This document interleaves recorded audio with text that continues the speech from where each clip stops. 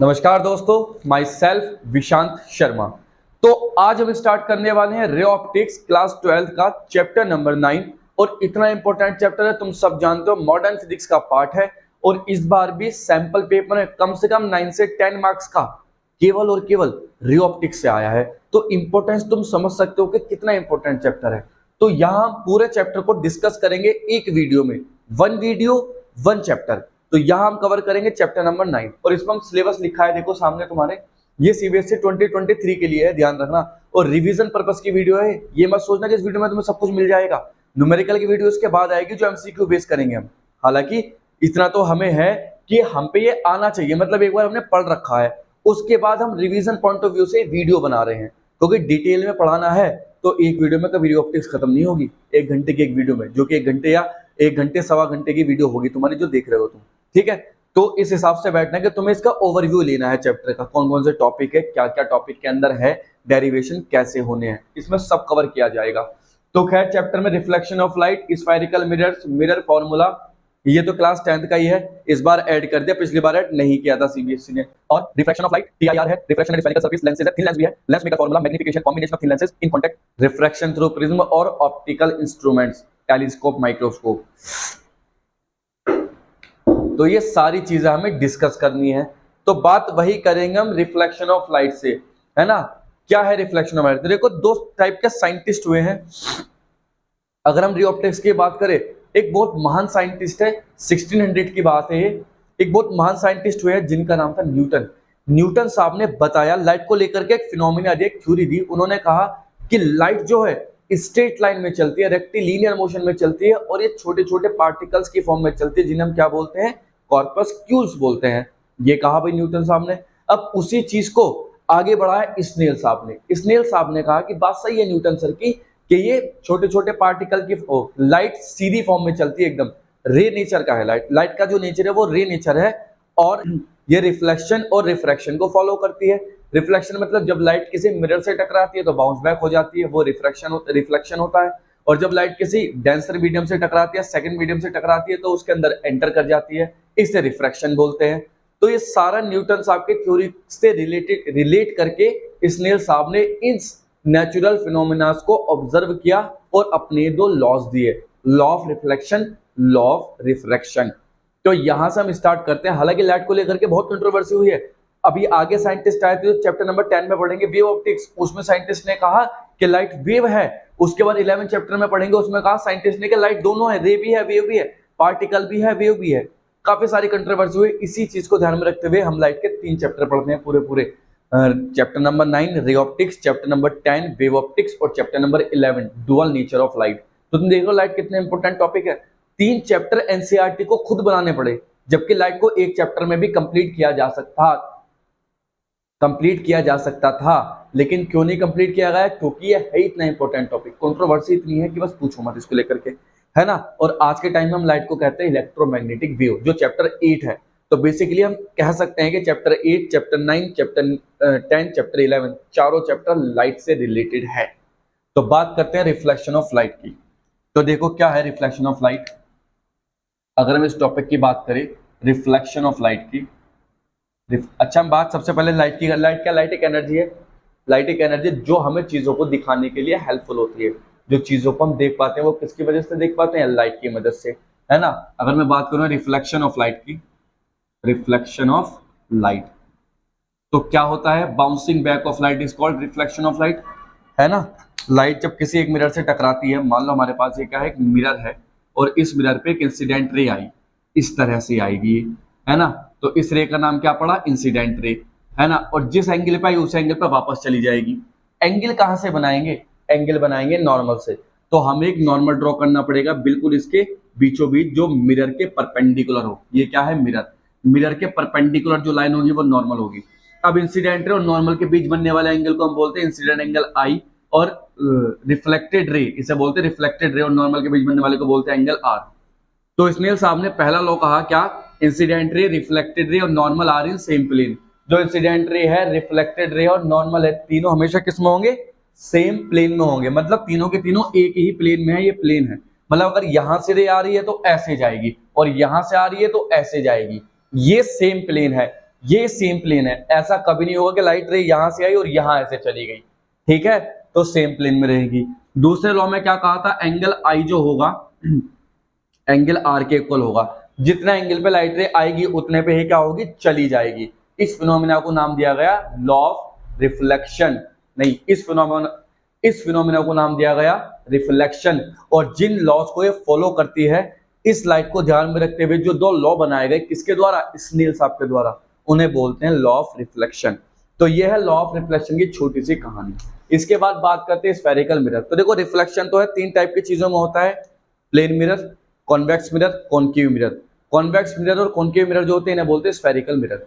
तो बात करते हैं किसकी, स्फेरिकल मिरर्स की। क्या होते हैं देखो, ये spherical mirrors, they are part of sphere, they are part of sphere. Sphere का पार्ट होते हैं, जैसे कि मान लो एक मिरर ये बना दूं मैं ऐसे और अंदर इसके पॉलिश कर दूं, तो ये कैसा मिरर बन जाएगा, ये कॉन्वेक्स मिरर होगा, कॉन्वेक्स। और अगर मैं ऐसा मिरर बना दूं और इसके बाहर पॉलिश कर दूं, तो ये कैसा मिरर हो जाएगा, कॉनकेव मिरर हो जाएगा, ठीक है। अब इसकी कुछ टर्मिनोलॉजीज होती है, जैसे एक लाइन, वो इस मिरर के मिड पॉइंट P, इसे पोल कहते हैं। एक लाइन जो पोल को पास करके जा रही है उसे बोलते हैं क्या, प्रिंसिपल एक्सिस। अब यहां से यहां तक के डिस्टेंस को बोलते हैं फोकस, और यहां से यहां तक के सेंटर ऑफ कर्वेचर। एक बात याद रखना, जितनी दूरी पे फोकस उतनी दूरी पे सेंटर ऑफ कर्वेचर। कहां से, पोल से। तो कुल मिलाकर के हम कह सकते हैं, अगर इसकी रेडियस पूरी की पूरी क्या हो r, और ये फोकल लेंथ कितनी हो f, तो क्या हो जाएगा, r is equal to 2f लिख सकते हैं हम यहाँ रिलेशन। ही f क्या है, focus, c centre of curvature, p पोल और p ए प्रिंसिपल एक्सिस। यही सेम चीजें इस कंडीशन के लिए एप्लीकेबल है।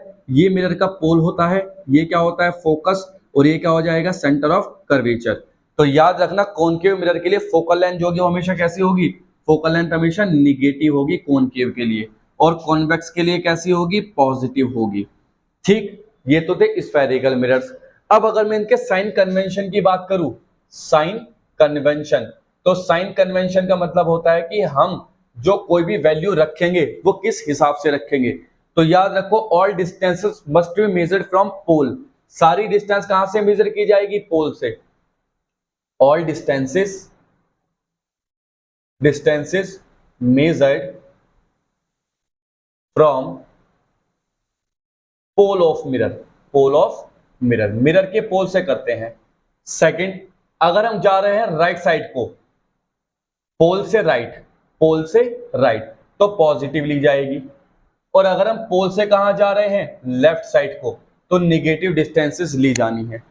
अब देखो, जैसे यही बात करते हैं, ये पोल है, पोल से राइट को जाएंगे तो फोकल लेंथ भी पॉजिटिव, रेडियस ऑफ कर्वेचर भी पॉजिटिव। लेकिन पोल से हम लेफ्ट साइड को जाएंगे तो फोकल लेंथ भी निगेटिव, रेडियस ऑफ कर्वेचर भी निगेटिव होगा। यहाँ ये इसकी साइन कन्वेंशन होती है, टर्मिनोलॉजीज ये होती है। अब इसी चीज को ध्यान में रखते हुए जब हम इमेजेस बनाते हैं, मिरर के थ्रू क्या बनाते हैं, इमेजेस बनाते हैं। तो इमेज बनाई जाती है, जैसे कॉनकेव मिरर के केस में कुछ इमेजेस बनती है, कॉन्वेक्स मिरर के केस में कुछ इमेजेस बनती है। तो अगर मैं बात करूं image formation by concave mirror, image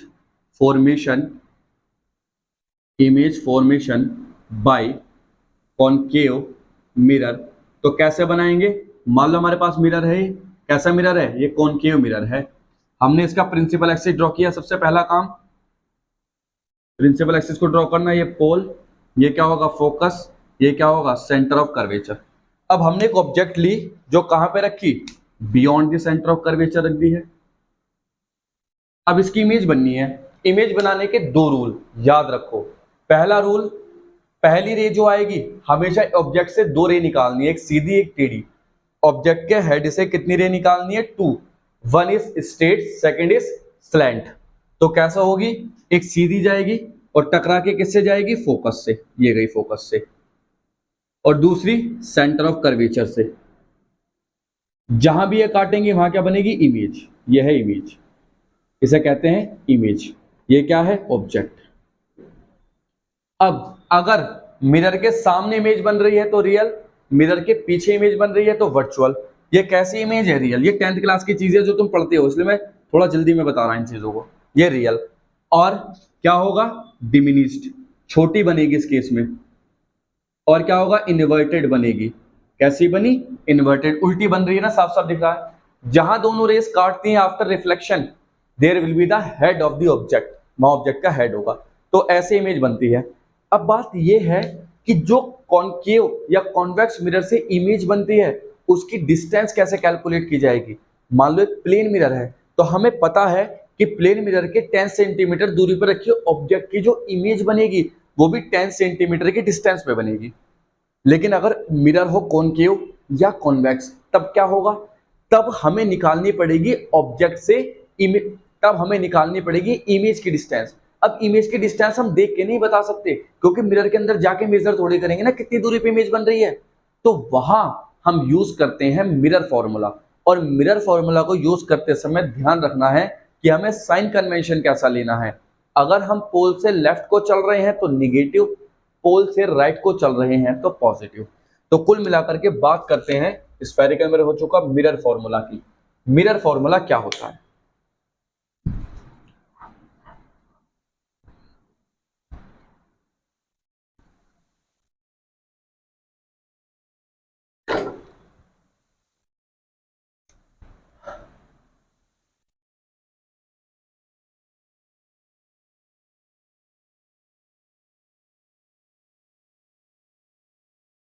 देखो ये है मिरर फॉर्मूला, तो ये है हमारा क्या, मिरर फॉर्मूला। मिरर फॉर्मूला से हम ये कैलकुलेट करने की कोशिश करते हैं कि जो ऑब्जेक्ट की वजह से जो इमेज बनी है किसी भी कॉनकेव या कॉन्वेक्स सरफेस के लिए, लेंस के लिए या मिरर के लिए, वो कितनी दूरी पे बनी है। तो मिरर फॉर्मूला हमारे पास होता है 1/v plus 1/u equal to 1/f। ये मिरर फॉर्मूला है जहां v क्या कहलाती है, distance of image, distance of image, और कहां से मेजर करते हैं, फ्रॉम पोल, याद रखना। और u क्या है, distance of image from distance of object, ये भी कहां से, फ्रॉम पोल।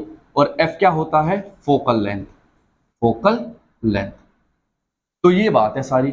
अब ये फॉर्मूला आया कहां से, तो उसके डेरिवेशन की बात कर लेते हैं थोड़ी सी, कि फॉर्मूला आया कहां से, ड्राइव करते हैं इसे। तो यहीं पे लिखेंगे हम एक्सप्रेशन। किसकी बात करते हैं, एक्सप्रेशन की। तो एक्सप्रेशन तो आसान है, कोई दिक्कत वाली बात है ही नहीं हमारे पास यहाँ, है ना। तो मान लो हमारे पास क्या है, यहाँ पे एक कॉनकेव मिरर है, ये रहा, बड़ा अच्छा सुंदर प्यारा सा कॉनकेव मिरर, जिसमें तुम सुबह सुबह तैयार होकर के कहाँ जाते हो, स्कूल आते हो, है ना। तो तुम तो कह रहे होगे सर हम तो प्लेन मिरर में देखते हैं अपनी इमेज। अरे प्लेन मिरर में मत देखा करो बुद्धो, कॉनकेव में देखा करो, थोड़े ज्यादा सुंदर लगोगे। है सर, क्या कह रहे हो, उल्टे लगोगे ना उल्टे तो सुंदर लगोगे, तुम सीधे तो सुंदर लगते नहीं ना फोकस, और ये सेंटर ऑफ कर्वेचर, और ये क्या होता था, पोल। तो अब देखो यहां बड़े ध्यान से देखना भाई, यहां पे डिस्टेंसेस का खेल है। मान लो हमने रखी एक ऑब्जेक्ट, इस ऑब्जेक्ट की क्या बनेगी, इमेज। ये ऑब्जेक्ट की हाइट है a b। अब इमेज कैसे बननी हम जानते हैं, पहली ray parallel to principal axis, टकरा के किससे जाएगी, फोकस से। फोकस हम बाद में बना देंगे चाहे, यहाँ ये फोकस हुआ, है ना। और दूसरी किससे जाएगी, सेंटर ऑफ कर्वेचर से, ये रहा सेंटर ऑफ कर्वेचर सी। यहाँ पे इमेज कहाँ बनी, ये बनी इमेज, ठीक है भैया। आई, इसका नाम दे दो क्या, जी एच, हमने नाम दे दिया इमेज का।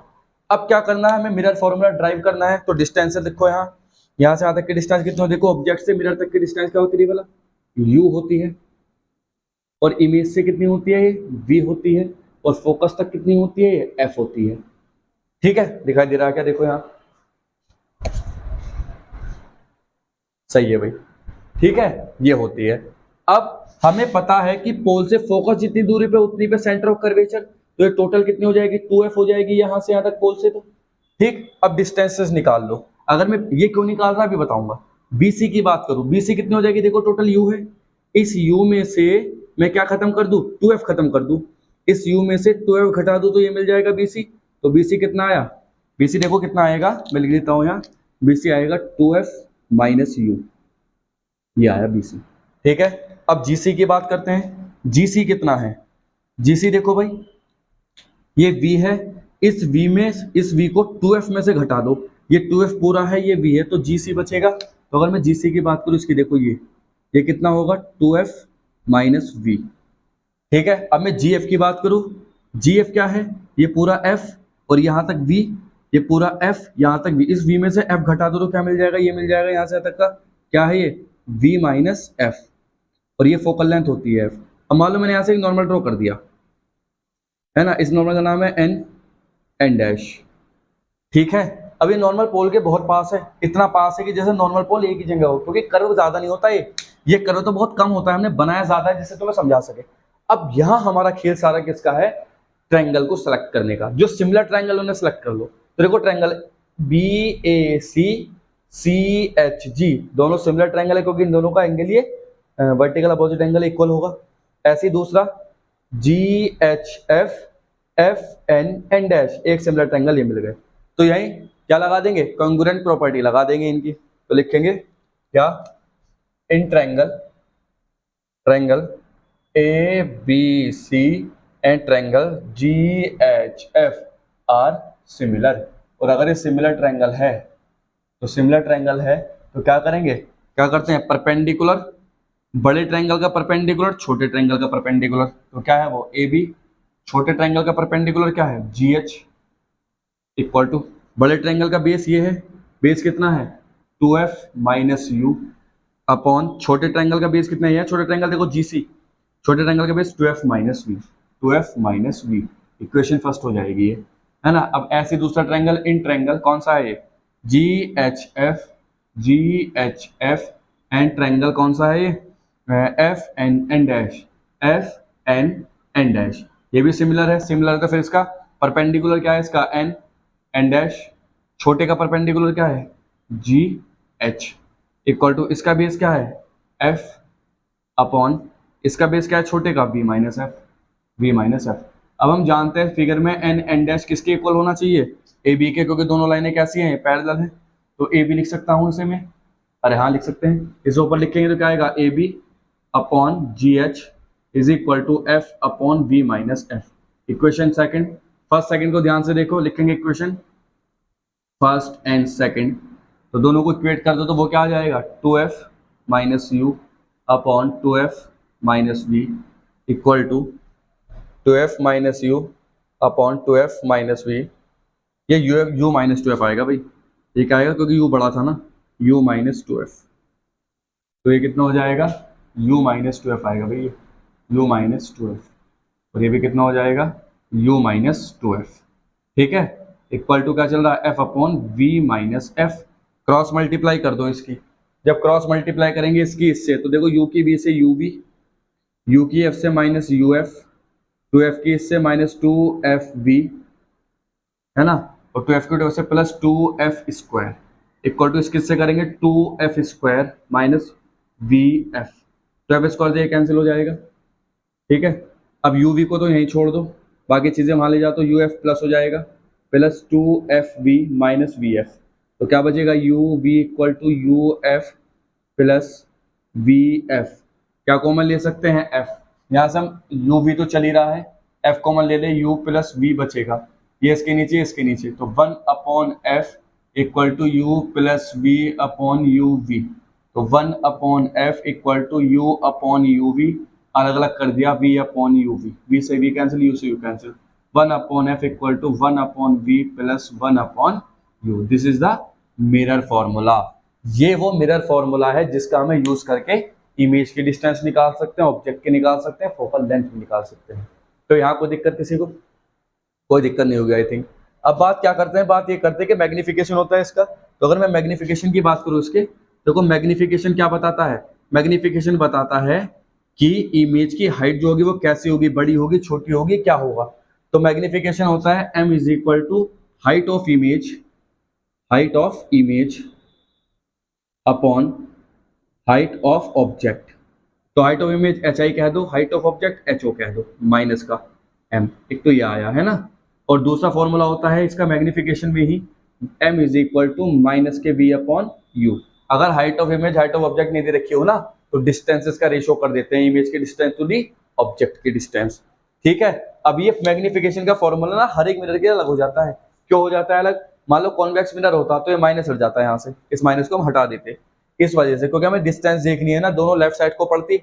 अगर दोनों देखो यहाँ तो माइनस V अपॉन U इसलिए आया है क्योंकि U कहाँ है, अच्छा ये दोनों एक ही साइड को है, तो ठीक है। अब ये फॉर्मूला याद रखना है।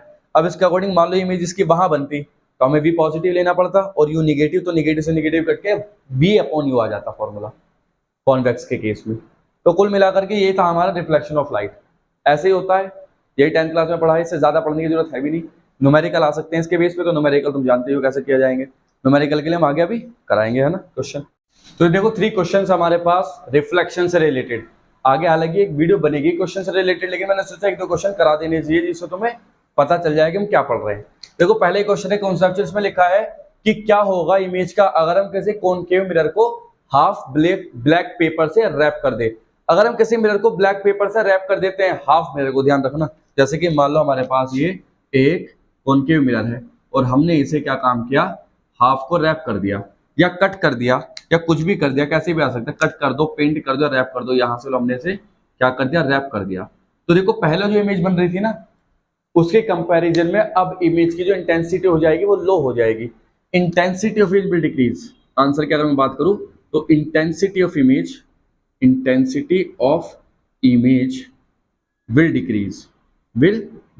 क्यों होगी डिक्रीज? देखो इमेज बनने के पीछे का साइंस क्या है, क्लियर इमेज बनने के पीछे का साइंस है कि जितनी maximum number of rays mirror से टकरा करके रिफ्लेक्ट होंगी उतनी क्रिस्टल क्लियर इमेज बनती है। यहां मान लो पहले 1 करोड़ रेज आके टकरा रही थी, अब तुमने लेंस को आधा रैप कर दिया तो 50 लाख की तो टकराएंगी और 50 लाख आके मिलेगी, तो आधी रेज आ गई ना पहले से, तो आधी हुई तो इंटेंसिटी भी हाफ हो जाएगी, मतलब लो हो जाएगी इंटेंसिटी। मतलब पहले पिक्चर एचडी क्वालिटी की बनती थी, अब MP4 क्वालिटी की बनेगी, ऐसे कह दो। सेकंड क्वेश्चन देखते हैं, draw the ray diagram of a figure. इस फिगर का रे डायग्राम बनाना है। तो देखो इस ऑब्जेक्ट के पास ब्रेथ भी है, हाइट भी है। अब क्या होगा, ये इमेज, इसके ऑब्जेक्ट की इमेज ऐसी नहीं बनेगी जैसे तुम सोच रहे हो। एनसीईआरटी में भी ऐसा क्वेश्चन है, उसमें मोबाइल फोन दिखा रखा था, बात वही है। तो देखो जब ऑब्जेक्ट सी पे रखी हो तो इमेज सी पे ही बनेगी, तो पहले इस किनारे की इमेज बनाएंगे। इस वाले किनारे के लिए क्या करना है, पहले ray parallel to principal axis, टकरा के फोकस से, ये आया फोकस, यहां मान लो ये है फोकस, है ना, टकरा के फोकस से। और दूसरी सेंटर ऑफ कर्वेचर पे तो खुद रखी है, तो दूसरी क्या करो, फोकस से गुजार दो, तो टकरा करके सीधी हो जाएगी, वैसे ही ये बन गई। तो यहां बनी इसकी इमेज, उतनी बड़ी बनती है, ध्यान रखना, जितनी यहाँ किनारा ये साइड उतनी बड़ी बनेगी। इसे तुम ऐसे कह सकते हो, थोड़ा ऊपर को मिला लूँ चाहे मैं इसे, इस तरह से मिला करके ये इस तरह से हो जाएगी, थोड़ी सी टिल्ट इधर को, ये ऐसे, और ये हो जाएगी थोड़ी सी यहां से जा करके ऐसे, है ना। तो यहाँ क्या बना, C A'। अब ये देखो सेंटर कर्वेचर से आगे रखी है, तो सेंटर ऑफ कर्वेचर से आगे रखे तो इमेज मैग्नीफाइड बनेगी इस वाले पोर्शन की। तो पहली रे पैरेलल तो प्रिंसिपल की टकरा के फोकस से बढ़ा दो आगे को, और दूसरी किससे जाएगी, सेंटर ऑफ कर्वेचर पीछे है, तो यहीं से पीछे को गुजार दो, तो इसकी इमेज कहीं यहाँ बनेगी। तो कहने वाला इस वाले हिस्से की इमेज कहीं ये यहाँ बन जाएगी। ये क्या है, B, ये D हो जाएगा, ये B डैश डैश, तो ये होगा भैया इसकी इमेज, कुल मिलाकर के ये इमेज बनेगी इसकी, ये वाली इमेज है ना। तो डिस्टोर्टेड इमेज बन रही है, क्यों, क्योंकि एक पोर्शन इसका सी से आगे है ना, तो इमेज तो बड़ी बनेगी ऑब्वियसली। ये क्वेश्चन है 10th क्लास के लेवल का, इसमें पूछा इमेज की पोजीशन फाइंड करो या distance, find distance of image. तो देखो क्या दे रखा है, यू कितना होता है, distance from the pole to the object 15 है, तो माइनस लेंगे, क्यों, क्योंकि लेफ्ट को चल रहे हैं। फोकल लेंथ कितनी है, माइनस के 10 लेंगे, क्यों, क्योंकि कॉनकेव मिरर है। लगाओ 1/v plus 1/u equal to 1/f। यहां से तुम सॉल्व कर ही सकते हो आगे को। तो कुल मिलाकर के ये कॉन्सेप्ट क्लियर हुआ किसका, रिफ्लेक्शन ऑफ लाइट का। बात किसकी करेंगे, अब रिफ्रैक्शन ऑफ लाइट की।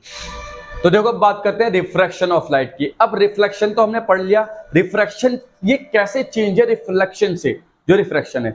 तो यहां देखो स्नेल ने एक नई चीज ऑब्जर्व की, स्नेल सामने देखा कि जब लाइट मिरर से टकरा रही थी तो बाउंस बैक हो रही है, लेकिन जब लाइट किसी दूसरे मीडियम में एंटर करती है, चाहे वो ग्लास हो, चाहे वो वाटर हो, चाहे वो हॉट एयर हो, चाहे वो कुछ भी हो, अगर कोल्ड एयर से या अपने एटमॉस्फेयर से किसी दूसरे मीडियम में एंटर करती है तो वहां लाइट का बिहेवियर चेंज हो जाता है। बिहेवियर मतलब लाइट अपने पाथ से डेविएट हो जाती है, और वो डेविएशन ही कहलाता है रिफ्रैक्शन ऑफ लाइट। जब लाइट एक मीडियम से दूसरे मीडियम में एंटर करती है तो वो अपने पाथ से डेविएट हो जाती है, इस डेविएशन को बोलते हैं रिफ्रैक्शन ऑफ लाइट। अब ये फिनोमेना ऑब्जर्व किया था स्नेल साहब ने। अब सबसे बड़ी बात यदि स्नेल साहब के सामने क्या लाइट डेविएट कैसे हो रही है, मतलब ये ऐसा कैसा नेचर है कि ये नॉर्मल के तरफ को डेविएट होगी या नॉर्मल से अवे डेविएट होगी, या कब नॉर्मल के तरफ को डेविएट होगी या कब नॉर्मल से अवे फ्रॉम द डेविएट होगी। तो यहां उन्होंने देखा कि जब लाइट रेयर मीडियम क्या होता है, जैसे एयर जिसके मॉलिक्यूल दूर दूर, और डेंसर मीडियम जिसके मॉलिक्यूल पास पास। तो अगर मैं हवा में और ग्लास में बात करूं कौन सा रेयर है, तो हवा जो है वो रेयर है और जो ग्लास है वो डेंसर है। ये बात तो सही है। तो जब लाइट रेयर मीडियम से डेंसर मीडियम में एंटर करती है तो हमेशा नॉर्मल की तरफ को बेंड हो जाती है। ये चीज उन्होंने ऑब्जर्व की। और जब डेंसर से रेयर में एंटर करती है तो नॉर्मल से अवे बेंड हो जाती है। ठीक। अब दूसरी बात, हम साफ साफ देख पा रहे हैं कि एंगल आई एंगल आर के इक्वल तो होगा नहीं, जैसा रिफ्लेक्शन में होता था। तब क्या हो, तो उसने सामने सोचा कि यार एंगल आई एंगल आर के इक्वल तो नहीं है किसी भी कीमत पे, तो फिर कैसा रिलेशन निकाला जाए एंगल आई और एंगल आर में। तो उन्होंने देखा कि अगर हम इंसिडेंट एंगल को चेंज करते हैं तो रिफ्रैक्टेड एंगल अपने आप ही चेंज हो रहा और एक कांस्टेंट रेशियो में चेंज हो रहा। मतलब अगर तुम इसे 30 डिग्री चेंज करोगे तो ये 15 डिग्री आएगा, एग्जाम्पल के लिए बता रहा। तुम इसे 60 डिग्री चेंज करोगे ये 30 डिग्री आएगा। तो कुल मिलाकर के जब आई रखा क्या 60, तो आई रखा 60, आर आया कितना 30। जब दोनों को डिवाइड किया 60/30 तो रेशियो आया 2। लेकिन जैसे आई को चेंज करके क्या रखा 90, तो आर आया 45। फिर दोनों को चेंज किया मतलब वही डिवाइड किया तो भी 2 आया। जब फिर दोबारा उन्होंने इंसिडेंट एंगल को चेंज किया और आई रखा कितना 120 और आर आया कितना 60, उन्होंने फिर रेशियो निकाला तो 120/60 अभी भी 2 ही आ रहा था। वो बड़े कंफ्यूज कि यार ये 2 कैसा आ रहा, वो आश्चर्य में पड़ गए। ही वाज वंडर्ड कि ये 2 ही आ रहा है, इसका मतलब ये जो लाइट है इन दोनों एंगल का रेशियो जो होगा वो हमेशा कांस्टेंट होगा। और वो कांस्टेंट किससे डिसाइड होगा, इस मटेरियल की प्रॉपर्टी से डिसाइड होगा। इस मटेरियल की प्रॉपर्टी को कहते हैं रिफ्रैक्टिव इंडेक्स। मतलब लाइट जिस मीडियम में एंटर कर रही है उस मटेरियल की प्रॉपर्टी पे डिपेंड करते हैं उसके दोनों एंगल, इंसिडेंट और रिफ्रैक्टेड एंगल। तो उन्होंने इन दोनों का रेशियो निकाल के कांस्टेंट के इक्वल रख दिया। हमेशा उस कांस्टेंट के इक्वल आएंगे, किस कांस्टेंट के, जो उस मटेरियल की प्रॉपर्टी होगी। और मटेरियल की प्रॉपर्टी का नाम पड़ा रिफ्रैक्टिव इंडेक्स, जिसे हम एन से डिनोट करते हैं। और रिफ्रैक्टिव इंडेक्स एक रिलेटिव टर्म है, तो इसलिए उसे कैसे लिखते हैं, refractive index of glass with respect to air. तो लिखा ANG। क्या है refractive index of glass with respect to air, ANG। इसे लिख सकते हैं NG/NA। यही बात है। अब अगर मैं रिफ्रैक्टिव इंडेक्स की बात करूं तो ये क्या होता है, रिफ्रैक्टिव इंडेक्स प्रॉपर्टी है मटेरियल की जो क्या बताता है कि जिसमें जब लाइट एक मीडियम से दूसरे में एंटर करते हो स्पीड चेंज हो जाती है उसकी। जब लाइट एयर से वाटर में जाएगी तो चेंज हो जाएगी ना स्पीड, जब लाइट एयर से ग्लास में जाएगी तो भी स्पीड चेंज हो जाएगी। तो क्यों चेंज हो रही, उस मटेरियल की प्रॉपर्टी की वजह से, जिसे रिफ्रैक्टिव इंडेक्स बोलते हैं। तो यहीं पर अगर मैं बात करूं किसकी, रिफ्रैक्टिव इंडेक्स की, रिफ्रैक्टिव इंडेक्स, तो उसका सिंपल सा फॉर्मूला है n is equal to speed of light in vacuum to the speed of light in medium. Vacuum में स्पीड की लाइट कितनी है 3 × 10⁸ और मीडियम में तो Vm होती ही है। तो यहां से हम कैलकुलेट कर सकते हैं वेट। अब मेन चीज क्या है कि जब लाइट रे एक मीडियम से दूसरे मीडियम में एंटर करती है तो incident angle reflected angle change हो जाते हैं। बात सही है। क्या चीज है जो चेंज नहीं होता, क्या वेवलेंथ या फ्रीक्वेंसी। तो देखो जब लाइट रेयर मीडियम से डेंसर मीडियम में एंटर करती है तो इसकी वेवलेंथ जो है वो चेंज हो जाती है, लाइट की वेवलेंथ चेंज हो जाएगी, लेकिन फ्रीक्वेंसी जो होगी वो सेम रहेगी या कांस्टेंट रहेगी। लाइट की फ्रीक्वेंसी कभी भी चेंज नहीं होती, फ्रीक्वेंसी कभी भी चेंज नहीं होती, जबकि वेवलेंथ चेंज हो जाती है जब एक मीडियम से दूसरे मीडियम में एंटर करते हैं। इसी फिनोमेना को रिफ्रैक्शन बोलते हैं। अब हुआ क्या, ये तो बात ठीक थी, रिफ्रैक्शन देखा स्नेल साहब ने और एक लॉ दे दिया। वही लॉ ऑफ रिफ्रैक्शन क्या था, पहला तो वही था incident ray refracted ray normal are in same plane, और वही दोनों एंगल का रेशियो कांस्टेंट इक्वल आएगा। ठीक है भैया बात। अब बात ये थी कि उन्होंने एक फिनोमिना ऑब्जर्व किया। कौन सा फिनोमिना, एक अजीब सा फिनोमिना ऑब्जर्व किया जिसे कहा उन्होंने TIR। TIR मतलब टोटल इंटरनल रिफ्लेक्शन। मतलब उन्होंने देखा कि जब लाइट एक मीडियम से दूसरे मीडियम में एंटर करती है, जब लाइट एक मीडियम से दूसरे मीडियम में एंटर करती है तो रिफ्रैक्ट होती है। देखो यहाँ पे मैं दिखाता हूँ तुम्हें साफ साफ, अगर तुम देख पा रहे होंगे इसमें। तो देखो ग्लास स्लैब है, लाइट रेयर से डेंसर में एंटर करेगी तो अपने पास से चेंज हो जाएगी, देखो डेविएट हो जाएगी। ये देखो पाथ तो दिख रहा होगा तुम्हें लाइट का साफ साफ, ये ब्लू कलर है ना, ये अंदर दिख रहा होगा बैंड हुआ, दिख रहा नहीं, देखो जरा इसमें।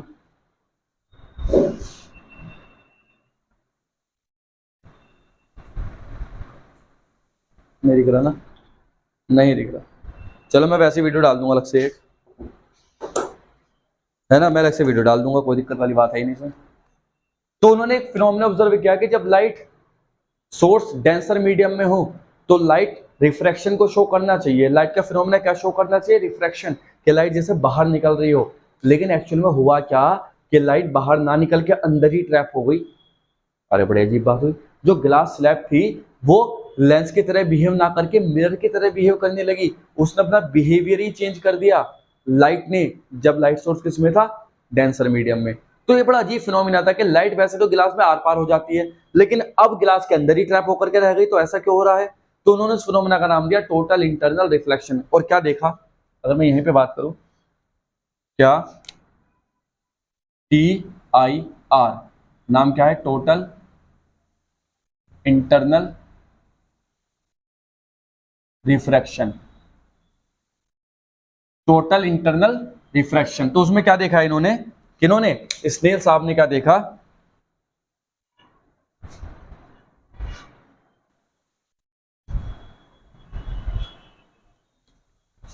तो उन्होंने क्या फिनोमेना ऑब्जर्व किया?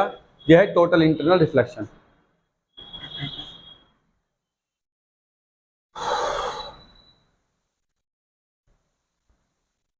तो स्नेल साहब ने क्या देखा कि जब लाइट एक मीडियम से दूसरे मीडियम में एंटर करती है तो अपने पाथ से डेविएट हो जाती है, इसे रिफ्लेक्शन बोलते हैं। बात तो ठीक है। अब उन्होंने क्या देखा कि अगर लाइट सोर्स डेंसर मीडियम में है और लाइट को हम इंसिडेंट करवा रहे हैं किसी डेंसर मीडियम के सरफेस पे, तो एक एक पर्टिकुलर एंगल पे वो लाइट बाहर ना निकल के अंदर ही बैंड हो जा रही है। मतलब लाइट को निकलना तो चाहिए था बाहर, लेकिन वो अंदर ही होकर के बैंड रह गई, वो अंदर ही ट्रैप होकर के रह गई। ये बड़ा अजीब फिनोमिना था कि वहां पे जो मीडियम है वो मिरर की तरह बिहेव करने लगता है लाइट के लिए। इस फिनोमिना को उन्होंने नाम दिया total internal reflection. Total internal reflection. Reflection तो हुआ क्या था, कुछ इस तरह का हुआ था। देखो मैं बता देता हूं तुम्हें। मान लो आप उन्होंने ग्लास स्लैब बनाई, ये रही ग्लास स्लैब, ये एक ग्लास स्लैब है, ये है ना। और ये कैसा मीडियम है? डेंसर मीडियम Ng, या N कह दो। और बाहर का एयर रेयर मीडियम तो 1 होता है, ठीक है। चलिए, तो लाइट सोर्स क्या है? लाइट सोर्स रखा है डेंसर मीडियम में S। तो उन्होंने क्या देखा कि जब लाइट ए से इंसिडेंट करवाई तो बात ठीक है, सिंपल फिनोमेना है, बाहर निकली ऐसे। क्या ये इंसिडेंट एंगल आई, ये रिफ्लेक्टेड एंगल आर, कोई दिक्कत नहीं भाई, सब कुछ सही चल रहा, इसमें कोई आपत्ति नहीं है। अब उन्होंने थोड़ा एंगल और बढ़ाया, इंक्रीज किया। जैसे इंसिडेंट एंगल इंक्रीज किया तो लाइट क्या हुआ? थोड़ी और ज्यादा बैंड हो गई, बस। और क्या? अरे इसमें क्या है, थोड़ी और बैंड हो गई, ये बैंड हो गई यहां से, एंगल आर। उन्होंने थोड़ा और एंगल इंक्रीज किया तो यहां से लाइट रही ऐसे गई, और क्या हुआ? यहां पे क्रिटिकल वो इंसिडेंट एंगल बना। अब लाइट बाहर ना निकल के उसके ऊपर ग्रेस करने लगी। लाइट बाहर ना निकल के इसके ऊपर क्या करने लगी? ग्रेस करने लगी। ये तो बड़ा अजीब था यार, लाइट को निकलना चाहिए था बाहर, करने लगे इसके ऊपर ग्रेस। और इस पर्टिकुलर इंस्टेंट पे ये एंगल क्या हो जाता है? 90 डिग्री। और ये इंसिडेंट एंगल क्या हो जाता है? क्रिटिकल एंगल के बराबर। क्रिटिकल चीज वो चीज होती है जहां पे कोई भी थिंग या कोई भी मटेरियल या कोई भी चीज अपनी प्रॉपर्टीज को चेंज कर दे। देखो यहाँ लाइट की प्रॉपर्टी क्या है कि वो बाहर निकल रही है। अब इस पर्टिकुलर इंस्टेंट के बाद या इस पर्टिकुलर एंगल के बाद अब लाइट बाहर ना निकल के अंदर ही ट्रैप हो जाएगी। तो इसलिए इस पर्टिकुलर एंगल का नाम पड़ा critical angle. The critical angle is the angle eight which refracted angle is get becomes 90 degree. ठीक है। अब जैसे ही उन्होंने इसके बाद थोड़ा सा एंगल और बढ़ाया तो क्या हुआ? जैसे ही और बढ़ाया तो क्या हुआ? लाइट रे बाहर ना निकल के अंदर ही चली गई। और ये एंगल इंसिडेंट है और ये एंगल रिफ्लेक्टेड है, और दोनों इक्वली बैठ रहे थे। ये देखो, ये स्नेल लॉ के लॉ ऑफ रिफ्लेक्शन को फॉलो कर रहे थे। तो यहाँ पे ये बहुत अजीब फिनोमिना था, लेकिन बहुत जबरदस्त फिनोमिना था। ये तुम वीडियो में देख पाओगे, इसके आगे भी वीडियो डालूंगा मैं, उसमें देखना ये TIR होता हुआ दिखाई देगा तुम्हें बाकायदे।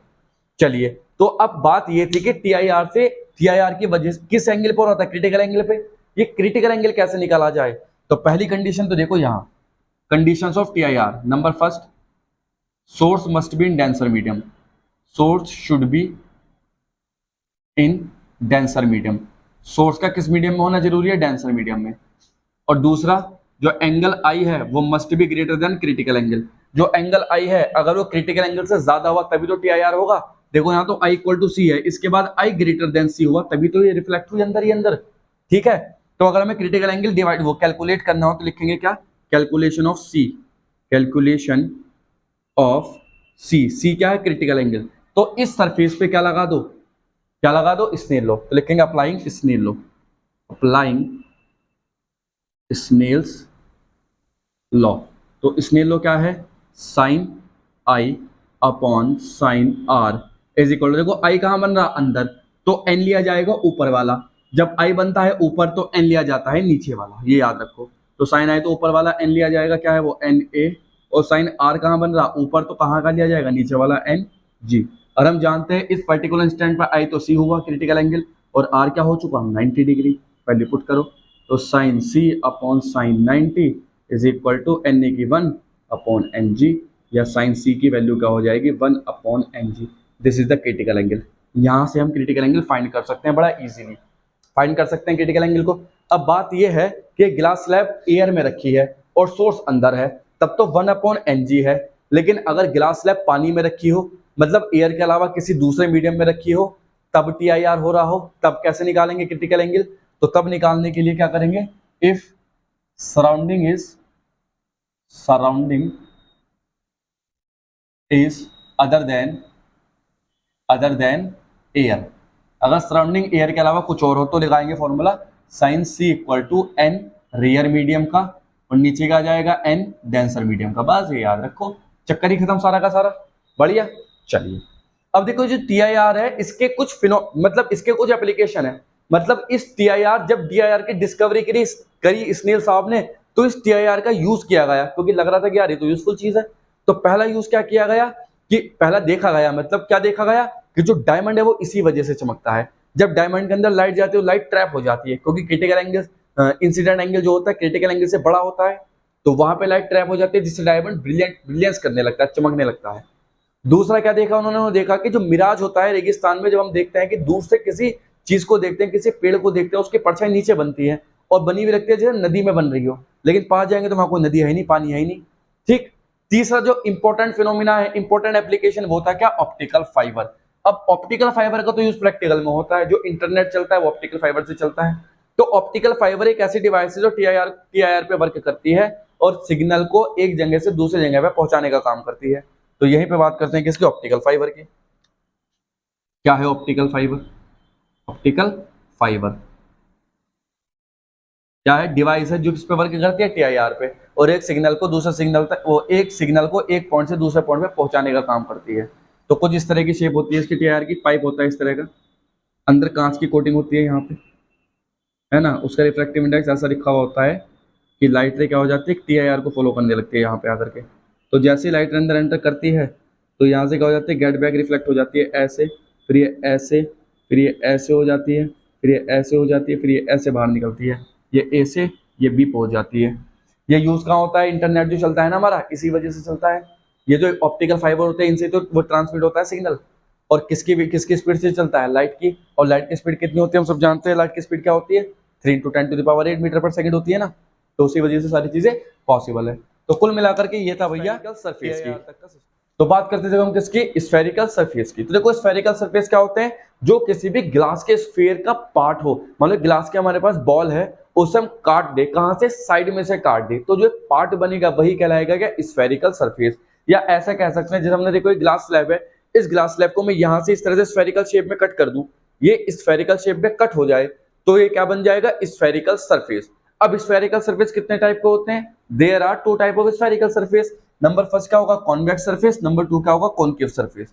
कॉन्वेक्स सरफेस क्या होता है, देखो पीछे से सारा का सारा स्फेरिकल पार्ट है, मतलब ये ग्लास है, और यहां से हमने स्फेरिकल फॉर्म में कट किया है इसे, किस फॉर्म में, कॉन्वेक्स फॉर्म में। देखो ये बाहर की तरफ को निकला हुआ है। अब इसके भी कुछ टर्मिनोलॉजीज होती है, बिल्कुल वही जैसे मिरर में होती थी। तो इसमें क्या क्या होती है, ये पोल, ये फोकस, ये सेंटर ऑफ कर्वेचर, और ये क्या होगा इसका principal axis, the line which is passing through the pole is called principal axis.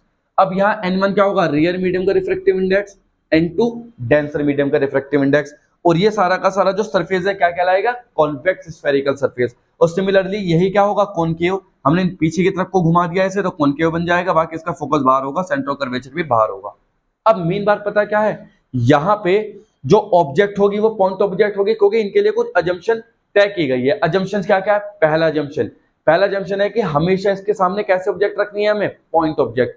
Object should भी क्या होनी चाहिए, पॉइंट। अगर मैं अजम्पशंस की बात करूं, अजम्पशंस अजम्पशंस, तो अजम्पशन में अगर नंबर फर्स्ट की बात करें तो object should be point, object should be point, should be point, point object होनी चाहिए। सेकंड अजम्पशन क्या होगी, सेकंड अजम्पशन जो होगी वो ये होनी चाहिए कि जो रेज है वो पैराएक्सियल होनी चाहिए। जितनी भी नंबर ऑफ रेज इससे टकराएगी वो सारी क्या होनी चाहिए, paraxial. Rays should be paraxial, rays should be paraxial. Paraxial rays क्या होती है, the rays which are very close to the principal axis, the rays which are very close to the principal axis are called paraxial raise.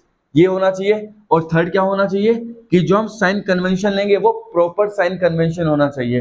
Take proper sign convention, take proper sign convention, sign convention, sign convention मतलब sign convention, sign convention मतलब अगर हम पोल से left को चलेंगे तो negative और पोल से राइट को चलेंगे तो क्या आएगा, पॉजिटिव आएगा। तो ये सारा का सारा हमारा सिस्टम था स्फेरिकल सरफेस का। अब मेन बात पता क्या है, स्फेरिकल सरफेस से जब हम रिफ्रैक्शन करेंगे किस ऑब्जेक्ट को रख के तो उसकी इमेज कितनी दूरी पे बनेगी वो फॉर्मूला ड्राइव करते हैं। तो वही बात करते हैं हम किसकी, derivation of spherical convex spherical surface. चलिए तो उसी की बात करते हैं, कॉन्वेक्स स्फेरिकल सरफेस। तो क्या लिखेंगे, रिफ्रैक्शन थ्रू, यहीं पे convex spherical surface, convex spherical spherical surface. तो देखो भैया क्या आएगा कॉन्वेक्स स्फेरिकल सरफेस में, तो अजम्पशन तो वही रहेगी। हमने क्या काम किया, मान लो कि हमारे पास क्या है, कॉन्वेक्स। अच्छा एक बात बताओ, हमारे पास ये कॉन्वेक्स सरफेस है, ये कॉन्वेक्स सरफेस है भाई, देखो ये रहा यहाँ और ये यहाँ, कैसा सरफेस है, कॉन्वेक्स। रिफ्रैक्टिव इंडेक्स n2 और इसका n1। अब हमने क्या काम किया, प्रिंसिपल एक्सिस लिया, जो लेते हैं हम यहाँ से, जो लाइन पोल से पास हो वो क्या कहलाएगी, प्रिंसिपल एक्सिस। ये होगा पोल और ये क्या होगा इसका फोकस और ये क्या हो जाएगा इसका सेंटर ऑफ कर्वेचर। ठीक है, अब हमें क्या करना है, इमेज बनानी है, क्योंकि हमें रिलेशन बिल्ड करना है distance of object, distance of image और रेडियस ऑफ कर्वेचर में। इसके लिए तो यही प्रूव होता है ना। जैसे अब एक बात याद रखो कि अगर मैं कोई ऑब्जेक्ट रखूं और उसकी इमेज बनेगी ना, तो वो इमेज की पोजीशन निकालने के लिए मिरर फॉर्मूला या लेंस फॉर्मूला यूज नहीं कर सकते। कारण ये है कि एक स्फेरिकल सरफेस ये लेंस नहीं है। ये लेंस कब बनेगा, जब हम इस तरह से एक सरफेस और इससे कट करवा देंगे तो ये लेंस बन जाएगा। फिलहाल हम बात किसकी कर रहे हैं, स्फेरिकल सरफेस की।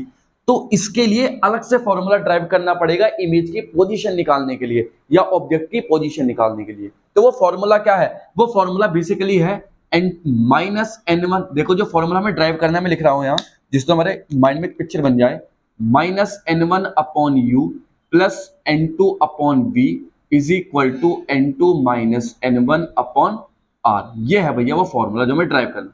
अब ये आएगा कैसे, तो उसके लिए the most important role plays is the ray diagram. हमें सबसे पहले रे डायग्राम ड्रॉ करना पड़ेगा इसका। तो अजम्पशन तो वही है सारी जो हमने पहले लिखी थी। अब क्या करो, मान लिया हमारे पास एक पॉइंट ऑब्जेक्ट है, यहाँ पे हमने क्या माना है, यहाँ पे पॉइंट ऑब्जेक्ट है O, तेरी पॉइंट ऑब्जेक्ट O। अब इसकी इमेज बनेगी तो देखो दो रेज निकलती है किसी भी ऑब्जेक्ट से, जब हम इसकी इमेज बनानी होती है, रेज तो करोड़ों निकलती है, लेकिन दो रेज से हमें पता चल जाता है कि इमेज कैसे बनेगी। पहली रेज सीधी, उससे कोई मतलब नहीं, वो डेविएट नहीं होगी। दूसरी रेज टेढ़ी, जब टेढ़ी से टकराएगी तो रिफ्रैक्शन होगा। तो रिफ्रैक्शन करो भाई, तो मान लो हो गई एक रेज सीधी, उसका कोई फर्क नहीं, दूसरी क्या है कि टेढ़ी वो जाकर कैसे टकरा गई यहाँ। ठीक है, अब हमें क्या करना पड़ेगा, यहाँ ये रिफ्रैक्शन होगा, हम जानते हैं रेयर से डेंसर में एंटर करेगी तो क्या होगा, रिफ्रैक्ट होगी। रिफ्रैक्ट होने के लिए क्या होना चाहिए, ये नॉर्मल की तरफ को बेंड होगी, तो नॉर्मल होना चाहिए यहाँ। अब ये स्फेरिकल सरफेस है, इस स्फेरिकल सरफेस के नॉर्मल ड्रॉ करने का तरीका क्या है, किसी भी स्फेरिकल सरफेस के लिए नॉर्मल ड्रॉ करना हो तो उसके सेंटर से एक लाइन खींच दो जो सर्कमफ्रेंस को कट करती भी जाए, वही नॉर्मल की तरह एक्ट करेगी। तो यहाँ पे हमने क्या काम किया, इसका सेंटर ये है, यहाँ से एक लाइन खींच देंगे, नॉर्मल की तरह एक्ट करेगी। देखो ये लाइन, ये किसकी तरह एक्ट कर रही है, नॉर्मल की तरह एक्ट करेगी भाई।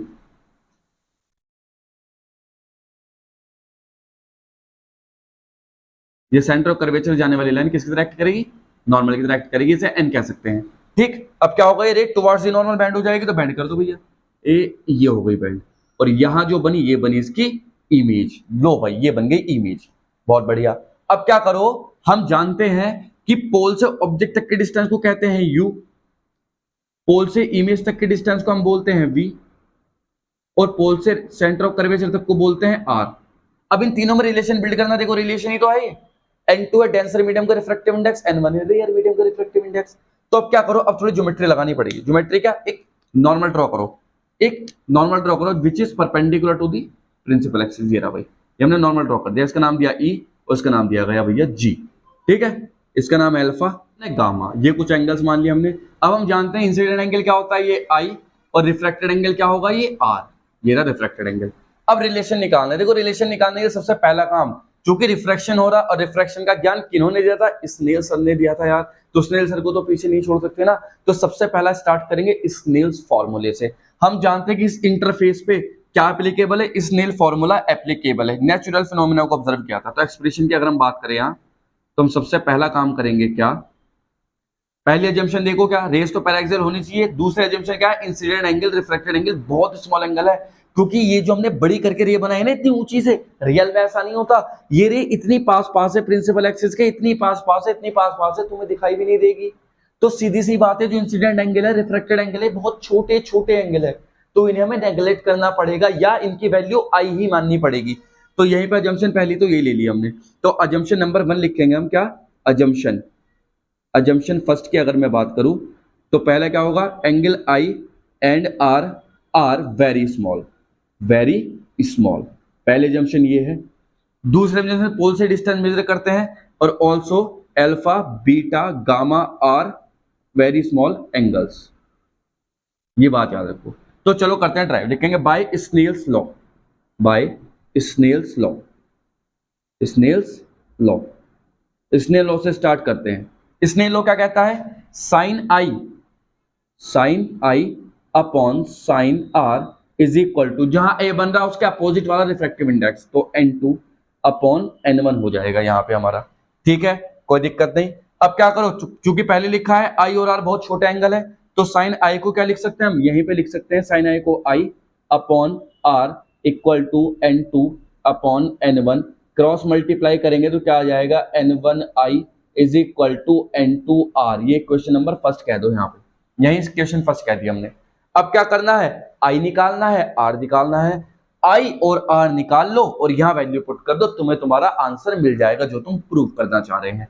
तो देखो निकल जाएगा आराम से। तो लिखेंगे I किस में बन रहा है, देखो I बन रहा है G, ये ट्रायंगल लाइन दिख रही है ना, ये वाली, ये और ये वाली, ये तो कौन सा ट्रायंगल में I बन रहा, देखो रेड लाइन देखो और ये ब्लैक लाइन देखो, तो OCG, OCG में I बन रहा है। तो लिखेंगे in triangle OCG। OCG triangle को देखो तो ऐसे कर दो भाई, यहाँ पे पहले बना लो इस ट्रायंगल को, देखो छोटा सा ट्रायंगल है, आराम से बना सकते हैं। ये क्या है अल्फा, ये क्या है गामा, और ये क्या चीज है भैया I, ये है G, और ये क्या चीज है O, और ये क्या चीज है C, है ना। बस यही तो बन रहा है। अब हम जानते हैं थ्योरम हमने पढ़ी है, exterior angle is equal to sum of interior angle.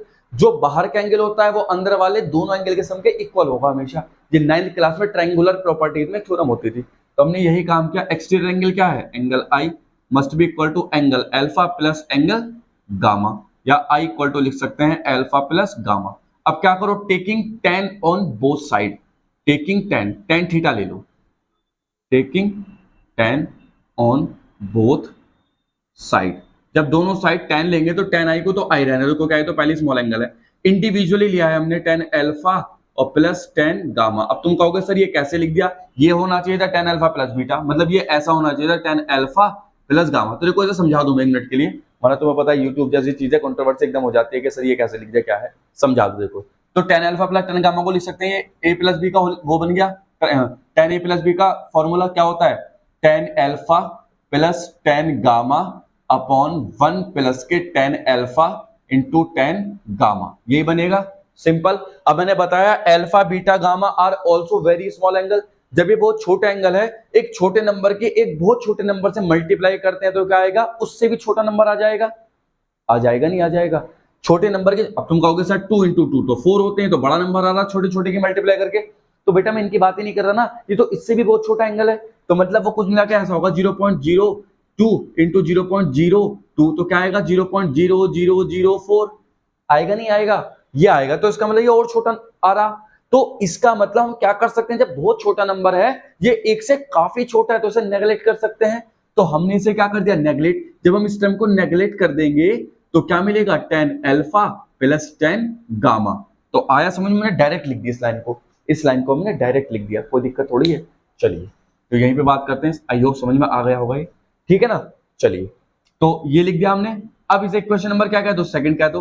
अब आर की कैलकुलेशन करो जरा, आर किस में बन रहा है देखो ध्यान से, जी सी आई, ये वाली लाइन ये वाली लाइन। तो इस ट्रायंगल को भी ड्रॉ कर दो भाई, छोटा सा ये था और ये कुछ इस तरह से है, ये कुछ इस तरह से है, और ये क्या था भैया आर, ये क्या है भैया बाहर है बीटा, और ये क्या है गला गामा, ठीक है। तो क्या करो exterior angle sum of interior angle, exterior तो बीटा है, इंटीरियर आर प्लस गामा है, तो लिख सकते हैं beta is equal to r plus gamma.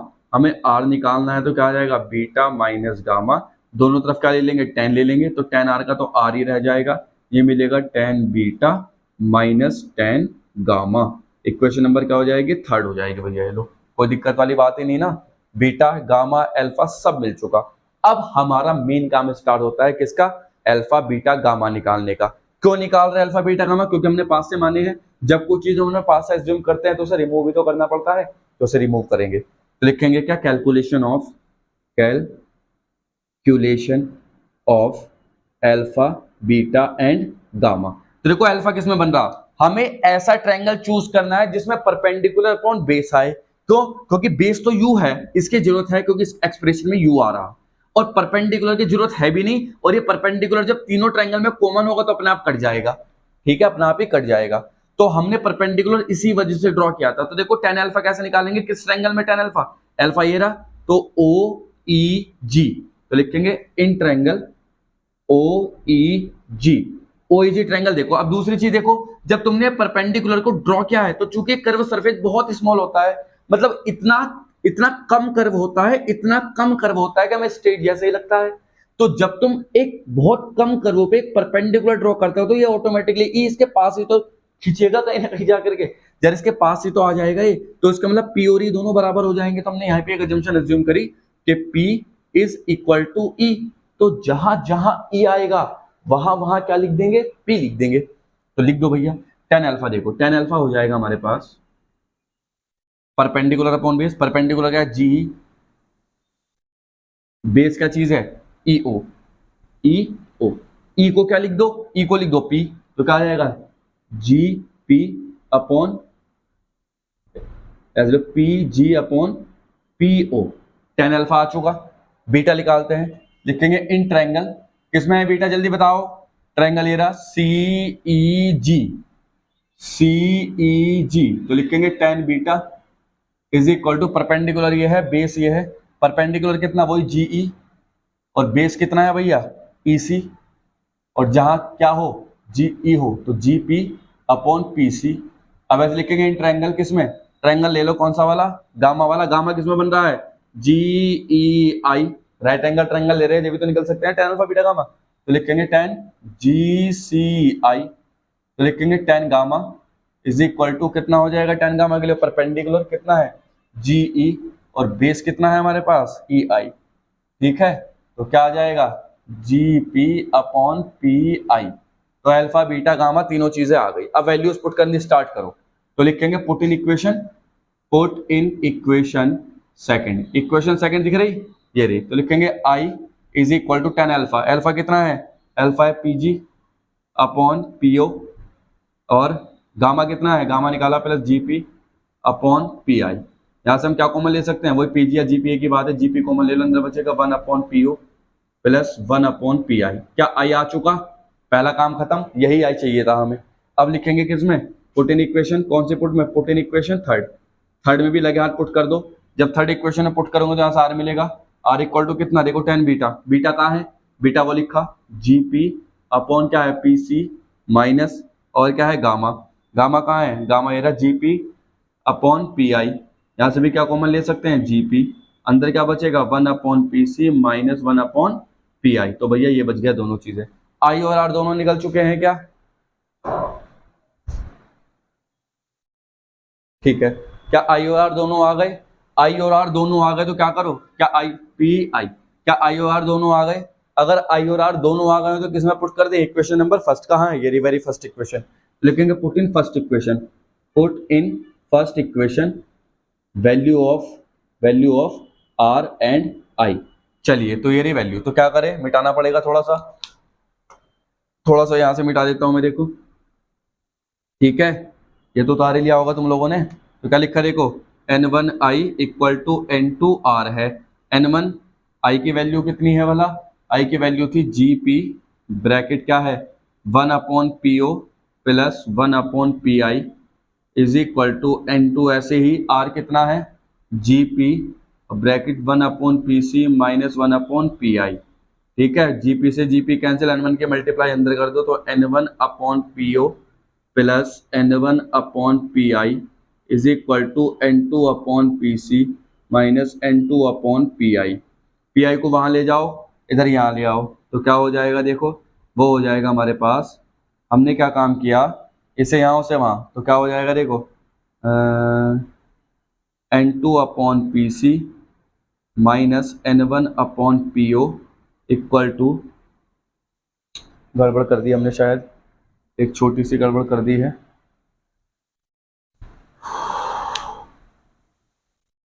दो पीआई तो होने का मतलब ही नहीं है, अरे पीआई नहीं है भाई, कुछ ना कुछ और होगा, पीसी हो गया ना, अरे गड़बड़ हो गई, देखो यहाँ ten gamma GP upon pi हो चुका ना ये।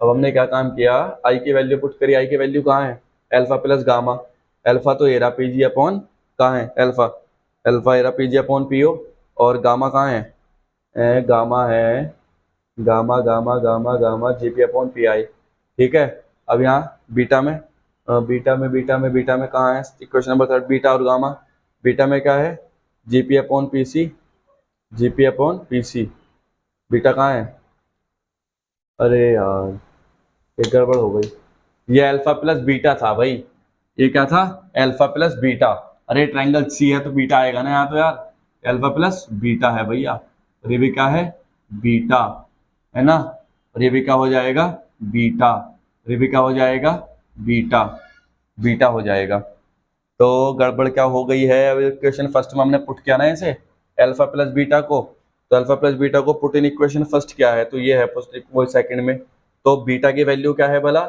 जीपी अपॉन पीसी आएगा यहाँ भैया, पीसी, यहाँ भी पीसी और ये भी क्या हो जाएगा पीसी हो जाएगा, ये तो सब चल ही रहा सही, यहाँ भी क्या हो जाएगा पीसी और यहाँ भी पीसी चल ही रहा, यहाँ भी क्या हो जाएगा पीसी, बस इसे यहीं से ठीक कर दो।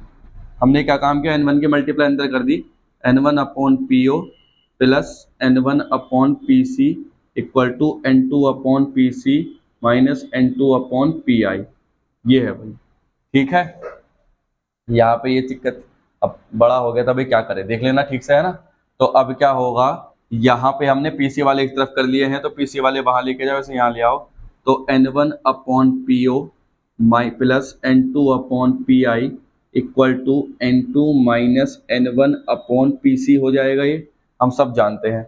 अब देखो यहाँ PO कितना है, देखो यहाँ पे देखो PO, अगर मैं PO की बात करूं तो P से O माइनस के U हो जाएगा, और P से C प्लस के R हो जाएगा, और P से I कितना हो जाएगा V हो जाएगा, ये पॉजिटिव ये निगेटिव, ऐसा क्यों हो रहा है, क्योंकि ये राइट और ये लेफ्ट, पुट करो वैल्यू तो क्या हो जाएगा माइनस N1/PO की value U plus N2/V equal to N2 minus N1/R। लो भैया यही वो डिजायर एक्सप्रेशन था जो हमें ड्राइव करना था, देखो सेम टू सेम है, तो ये है भाई, काफी बड़ा डेरिवेशन है लेकिन इंपॉर्टेंट तो है, आ चुका है कई बार, तो इसे देख लेना अच्छे से, याद कर लेना, इस मिस्टेक को मैं वीडियो में लिख दूंगा, कोई दिक्कत वाली बात नहीं। तो यहाँ पे दिक्कत है, अब यही कॉनकेव लेंस के लिए होगा, कॉनकेव सरफेस होगा तो उसके लिए भी सेम टू सेम ऐसे ही डेरिवेशन ये ड्राइव होगा। अब ड्राइव करने की जरूरत नहीं है, मैं उसका रे डायग्राम बना करके दिखाऊंगा तुम लोगों को कि कैसे तुम्हें उसमें अप्लाई करना है, और डेरिवेशन भी यही आएगा, और फॉर्मूला भी कॉनकेव के लिए भी यही आ जाएगा अपने आप ही, क्यों हो जाएगा देखते हैं। तो ये तो कॉन्वेक्स सरफेस के लिए था, अगर हम कॉनकेव की बात करें तो उसका रे डायग्राम देख लो, है ना, कॉनकेव की बात करें तो उसका रे डायग्राम देखो, कॉनकेव सरफेस के लिए, कॉनकेव सरफेस के लिए देखो, ये कॉनकेव कॉन्वेक्स दोनों के लिए वैलिड है। तो देखो कॉनकेव का कुछ ऐसा बनेगा, ये था, और यहाँ पे ये हमारा, ये क्या है N2, ये क्या है N1, ये क्या है इसका प्रिंसिपल एक्सिस, ये होगा पोल, फोकस, सेंटर ऑफ कर्वेचर, यहाँ रखिए मान लो ऑब्जेक्ट, ये जाएगा ऐसे, है ना। अब क्या होगा, नॉर्मल से क्या, नॉर्मल की तरफ को बैंड होगा, नॉर्मल ड्रॉ करो सी से, नॉर्मल की तरफ को बैंड होगा, ये नॉर्मल है, देखो नॉर्मल की तरफ को बैंड होगा कुछ इस तरह से, तो यहाँ नीचे आ जाएगा, तो यहाँ बनेगी इसकी इमेज क्या आई, फोकस आगे पीछे बनेगी, कहने का ध्यान रखना है, तो ठीक है, ये क्या हो जाएगा R, ये क्या हो जाएगा V, और ये क्या हो जाएगा F। अब एक बार बता, तीनों चीजें निगेटिव है, जब तीनों चीजें निगेटिव है और U ये हो जाएगा ऐसे अपनी ये वाला, यहाँ से क्या हो जाएगा U। जब ये तीनों चीजें U V और R तीनों निगेटिव है, क्योंकि लेफ्ट साइड को पढ़ रहे हैं, जब लेफ्ट साइड को चलेंगे तो तीनों निगेटिव जब यहाँ रखोगे तो माइनस को लेकर के फिर भी कट जाएगा नहीं, तो डेरिवेशन यही आएगा सेम टू सेम। करने का तरीका वही, ट्रायंगल लेने पड़ेंगे, यहाँ पर नॉर्मल ड्रॉ करो, ये अल्फा हो जाएगा, ये बीटा हो जाएगा, ये गामा हो जाएगा, ये नॉर्मल पहले अल्फा बीटा गामा निकाल लेना है और आई तो अपॉन आर में रख देने हैं, वही आई आर की वैल्यू में। ठीक है, तो कुल मिलाकर के हमारे पास क्या है, स्फेरिकल सरफेस था। तो स्फेरिकल सरफेस कंप्लीट हुआ भैया। अब देखो हमने क्या बात करी, reflection through spherical surface complete हुआ है ना। न्यूमेरिकल कैसे आते हैं वो एमसीक्यूज करेंगे जब पता चल जाएगा, कोई दिक्कत वाली बात नहीं। बात करते हैं लेंस, थिन लेंस फॉर्मूला और लेंस मेकर फॉर्मूला। ये फॉर्मूले बहुत इंपॉर्टेंट है भाई, ड्राइव करने होंगे हमें। तो लेंसेस क्या होता है, देखो वही दो स्फेरिकल सरफेस के बीच का हिस्सा, जो हिस्सा स्फेरिकल सरफेस के बीच से घिरा हुआ हो, लेंस कहलाता है। जैसे कि देखो एक ये कॉनकेव लेंस है, देखो साफ साफ दिख रहा, और एक ऐसा लेंस है कॉन्वेक्स लेंस के किनारे देखो, एक के किनारे मोटे होंगे, एक के किनारे पतले होंगे, जिसके किनारे मोटे वो कॉनकेव, जिसके किनारे पतले वो कॉन्वेक्स। ये है कॉन्वेक्स। देखो मेरी आंख तो में बड़ी दिख रही होगी थोड़ी सी, देख पा रहे हो, और इसमें देखो क्या दिख रही होगी, छोटी सी दिख रही होगी। ऐसा क्यों, अगर तुम्हें दिख रहा हो तो दोनों आंखों देखो, अगर वैसा चश्मा लगाऊं तो कैसा होगा, कैसा दिखाई देगा, देखो है ना। तो एक कॉन्वेक्स लेंस है, कॉनकेव लेंस है। चलिए तो यहीं पे हम बात करेंगे किसकी, लेंस। ये दोनों टॉपिक हमें अभी कवर करने हैं, और पावर ऑफ लेंस, तीनों टॉपिक कवर कर देते हैं। ठीक है, चलिए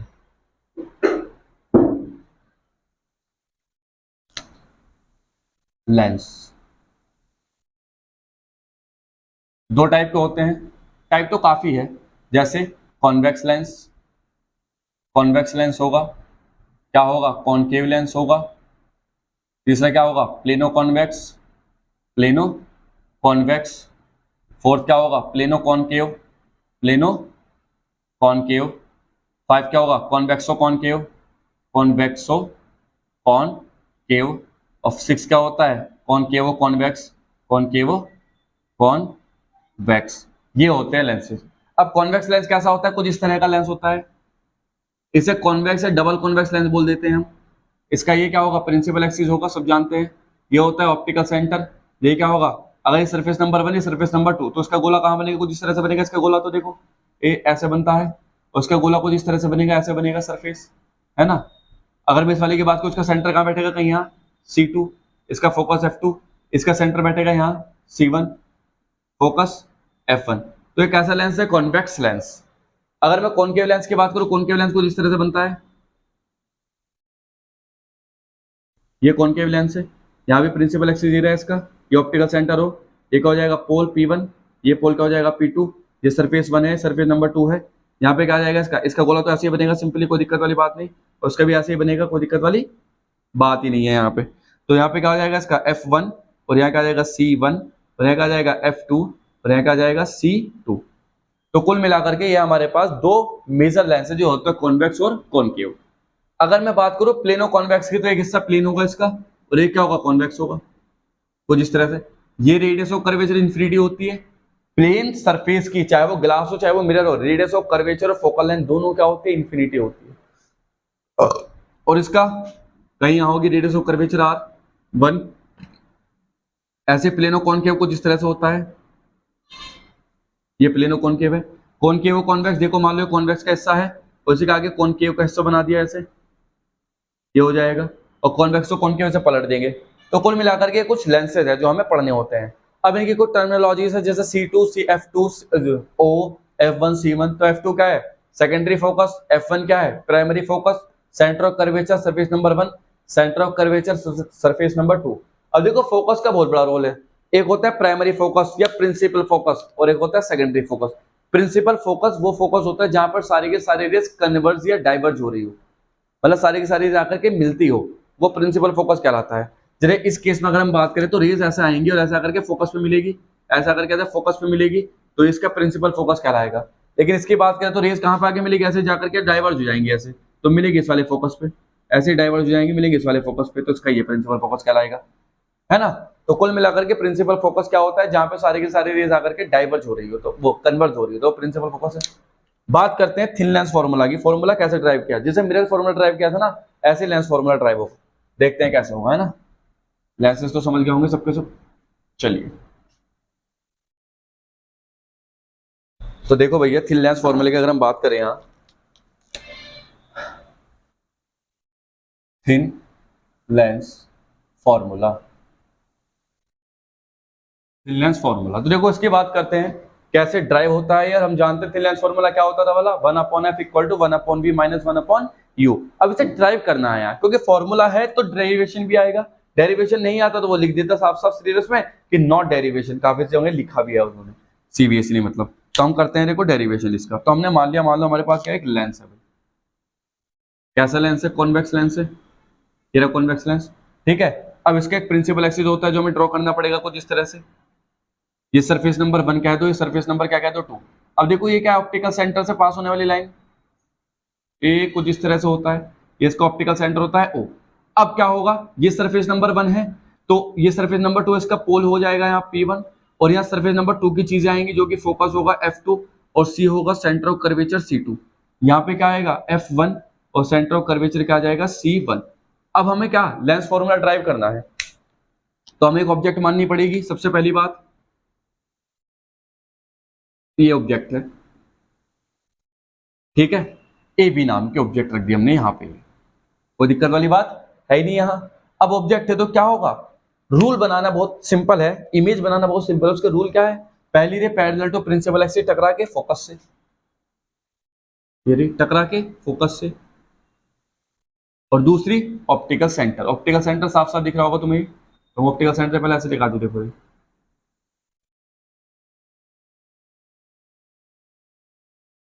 ठीक है, ये हुई, और ये ऊपर को ऐसे जाती रहेगी। तुम स्केल से बनाओगे तो काफी सही बनेगी, है ना, ये रहा वो, है ना। और ये सी थोड़ा आगे बढ़ा दो इसका, ये मतलब मैं C1 आगे बढ़ा दूं थोड़ा, तो यहाँ पे इसकी क्या बन गई, ये इमेज बन गई। देखो ये हो गई A डैश, वो B डैश, और ये बन जाएगी A डैश। तो ठीक है, अब हम जानते हैं यहाँ पे कुछ चीजों के बारे में, क्या ये होता है U, है ना, और ये होता है क्या V, और ये क्या होता है यहाँ से यहाँ तक का F, ठीक। अब चलो भाई ट्रायंगल चूज कर लो, सिमिलर ट्रायंगल जैसा मिरर फॉर्मूला करा था वैसा ही होगा, और बस डिवाइड कर दो, सिमिलर प्रॉपर्टी लगा दो। सबसे पहली चीज ये डिस्टेंस निकालते हैं। देखो ये पूरी b है और ये f है, तो ये कितनी बचेगी, v माइनस f बच जाएगी, ये तो हम जानते हैं, ठीक है। अगर मुझे इसकी जरूरत पड़ेगी तो v है ही, अगर मुझे पूरी की जरूरत पड़ेगी तो u है ही, और क्या, बस यही तो चाहिए था। अब लगाओ भाई, देखो इसका नाम दे दो n और इसका नाम दे दो o। चलो भाई अब लगाते लिखेंगे इन ट्रायंगल। अच्छा लेंस फॉर्मूला होता क्या था, 1/f equal to 1/v minus 1/u, यही तो होता है ड्राइव करना मतलब हमें। तो उसका एक्सप्रेशन देख लो, एक्सप्रेशन करते हैं इसका, है ना, एक्सप्रेशन कर देते हैं। अच्छा एक्सप्रेशन तो काफी, कोई दिक्कत वाली बात ही नहीं। तो देखो क्या होगा एक्सप्रेशन, यहाँ पे हम लिखेंगे in triangle B A O, B A O, और कौन सा O A dash B dash, and O A dash B dash. ये जो ट्रायंगल है सिमिलर ट्रायंगल है, क्योंकि दोनों का एंगल जो है वाला देखो ये इक्वल है, वर्टिकल अपोजिट एंगल है, साफ साफ दिख रहा है, सही है। अब क्या करो, बस लगाओ सिमिलर प्रॉपर्टी लगा दो, आर सिमिलर। और अगर ये सिमिलर ट्रायंगल है तो ये बड़े ट्रायंगल की vertical side a b upon छोटे ट्रायंगल की vertical side a dash B dash equal to बड़े ट्रायंगल की हॉरिजॉन्टल साइड जो कि क्या है बी ओ अपॉन छोटे ट्रायंगल की horizontal side o b dash. तो देखो अब क्या करेंगे, हम जानते हैं a b upon a b dash, A dash B dash मतलब, तो बी ओ कितना है, बी से ओ लेफ्ट साइड है तो देखो माइनस यू लिया जाएगा। साइन कन्वेंशन के साथ चलना है, याद रखना इस केस में। अब वहां हम साइन कन्वेंशन के साथ क्यों नहीं चले, वहां साइन कन्वेंशन के साथ इसलिए नहीं चले क्योंकि सारी डिस्टेंस लेफ्ट में मेजर हो रही थी कॉनकेव मिरर के केस में। अब ये कॉन्वेक्स मिरर है तो कुछ चीजें लेफ्ट में है, कुछ चीजें राइट में है, तो वहां साइन कन्वेंशन यूज करना पड़ेगा। तो minus u upon o b dash कितना हो जाएगा, बी हो जाएगा। अब ऐसे ही हम कौन सा ट्रायंगल लेंगे, इन ट्रायंगल कौन कौन सा, देखो यहाँ N O F one, triangle N O F one and triangle और कौन सा है, देखो एफ वन बी डैश ए dash, F one B dash ए डैश। ये भी क्या है सिमिलर ट्रायंगल है तो इनकी भी कोलैरिटी लगा दो। सिमिलर ट्रायंगल है तो कोलैरिटी लगाएंगे तो क्या हो जाएगा इसका, वही vertical side n o upon इस वाले की vertical side a dash B dash equal to दूसरी हॉरिजॉन्टल साइड क्या हो जाएगी ओ F1 अपॉन इसकी ओरिजेंटल साइड क्या हो जाएगी F1b डैश। हम जानते हैं जो NO है, जो NO वो इसके पैरेलल है साफ साफ, तो NO पैरेलल टू क्या लिख सकते हैं हम AB लिख सकते हैं। तो क्या हो जाएगा देखो यहाँ AB upon E dash B dash equal to OF1। OF1 कहाँ है, OF1 है F, ये तो पॉजिटिव ले जाएगी क्योंकि राइट साइड में ही है, अपॉन ये भी V माइनस F पॉजिटिव ले जाएगी। अब दोनों ट्रायंगल देखो ये साफ साफ दिख रहा होगा, equation number first equation number second, ये दोनों इक्वल बैठ रही है, राइट साइड दोनों की इक्वल है। अगर दोनों की राइट साइड इक्वल है तो इसे हटा दो, तो क्या बचेगा, हम लिख सकते हैं इक्वेशन फर्स्ट एंड सेकंड। तो क्या लिखेंगे देखो minus u upon v equal to f upon we minus f, multiply कर दो minus u v plus u f equal to v f, इसे वहां इसे यहाँ, तो u f minus v f equal to u v, f common ले लीजिए तो क्या आएगा u minus v equal to u v, इसके नीचे तो u upon u v minus v upon u v equal to 1 upon F, क्या बचा 1 upon we minus 1 upon U equal to 1 upon F. लो भैया ये आया हमारे पास डेरिवेशन जो हमें प्रूफ करना था, तो यही वो डेरिवेशन होता था 1 upon f equal to 1 upon we minus 1 upon u. तो आया थिन लेंस फॉर्मूला समझ में, ठीक। अब यहीं पे अगर हम मैग्निफिकेशन की बात करें इसके, तो मैग्निफिकेशन कैसे निकाल सकते हैं, देखो मैग्निफिकेशन निकालने का बड़ा सिंपल तरीका है, m is equal to height of image to the height of object, ये हमने मिरर में भी पढ़ी थी, और यही लेंस के लिए है।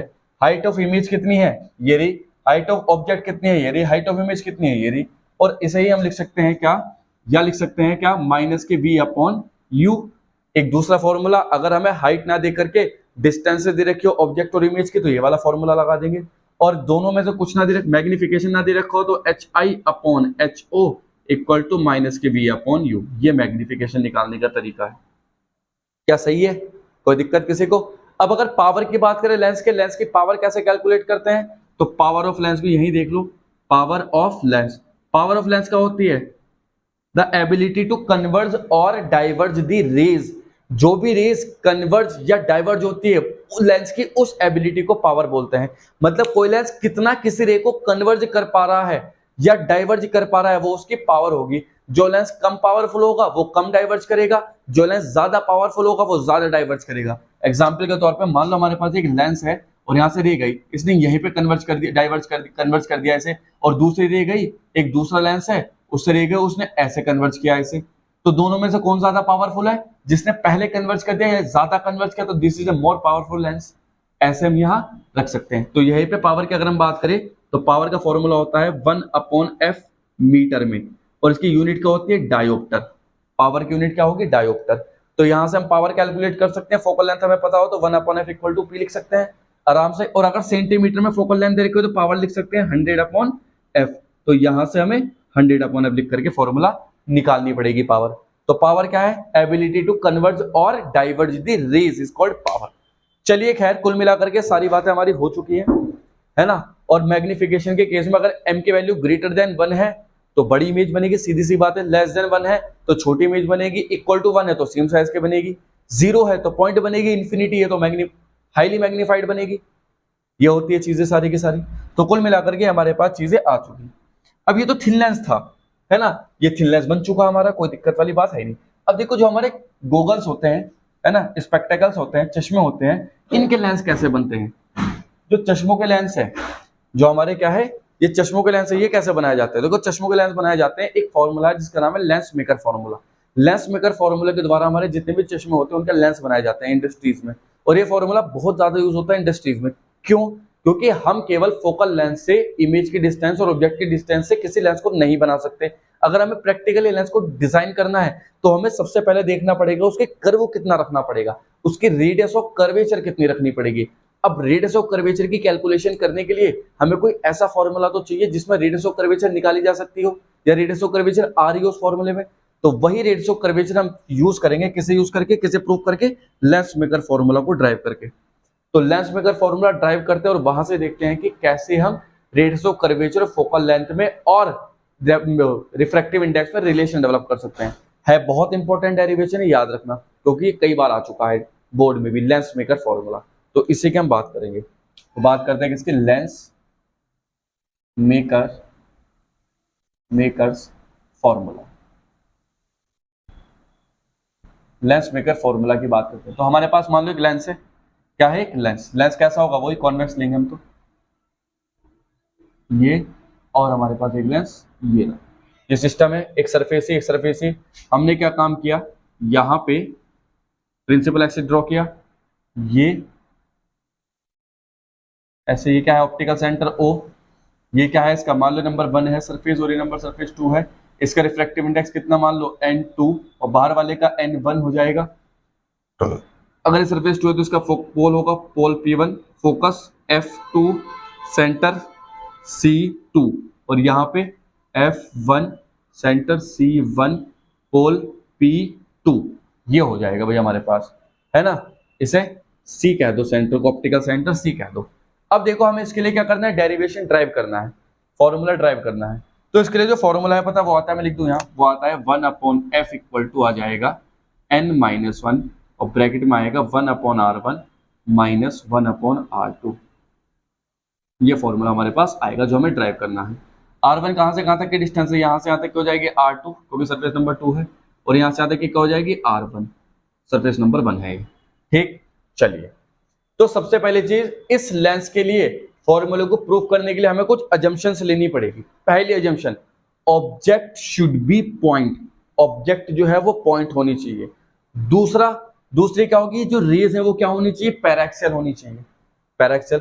तीसरा क्या होगा, लेंस शुड बी थिन, ये लेंस थिन होना चाहिए, थिक लेंस नहीं। अब तुम कहोगे सर थिन लेंस फॉर्मूला तुमने वो ड्राइव कर लिया, तो इसकी क्या जरूरत थी, तो मैंने बताया था बेटा कि वो फॉर्मूला जो है उससे हम केवल इमेज की पोजीशन, ऑब्जेक्ट की पोजीशन या फोकल लेंथ निकाल सकते हैं।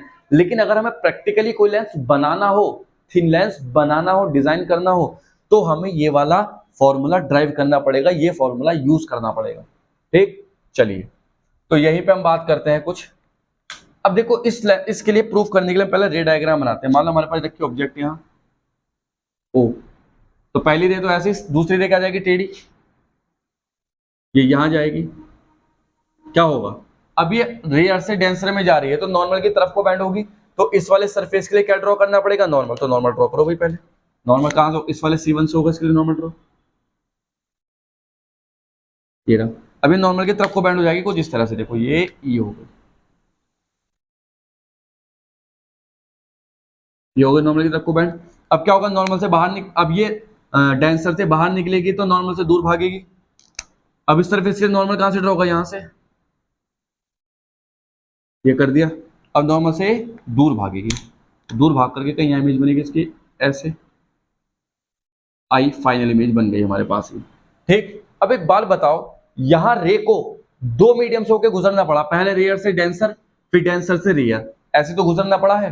तो अब एक बात बताओ, अगर केवल ये वाला मीडियम होता, सरफेस होता सरफेस नंबर फर्स्ट, तो इसकी इमेज कहां बनती। अगर सरफेस नंबर फर्स्ट होता तो तुम ध्यान से देखो इमेज कहां बनेगी। अगर केवल सरफेस 1 होता, सरफेस 2 होता ही नहीं, तो ये वाली लाइन जो थी नीचे को बैंड नहीं होती। जब ये सरफेस गायब कर दिया हमने सेकंड वाला, तो ये जो लाइन रेड वाली बैंड हुई नीचे को, ये बैंड ही नहीं होती, सीधी चली जाती, कैसे, कुछ ऐसे, ऐसे जाती बैंड, है ना। तो यहां इमेज बनती है इसकी आई डैश। अब चूंकि ये वाली इमेज इस सरफेस के लिए किसका काम करती है, वर्चुअल ऑब्जेक्ट का काम करती है, तो ये इमेज इस सरफेस के लिए ऑब्जेक्ट का काम करेगी और इसकी इमेज यहां बन जाएगी भाई, आराम से, कोई दिक्कत वाली बात है नहीं। चलिए, तो यहीं पर हम ड्राइव करते हैं इसको, कैसे कैसे सिस्टम हो। तो देखो क्या लिखेंगे फर्स्ट केस में, case first, when ray goes from rare to denser, जब रे कहां से कहां जाए, रेयर से डेंसर में जाए।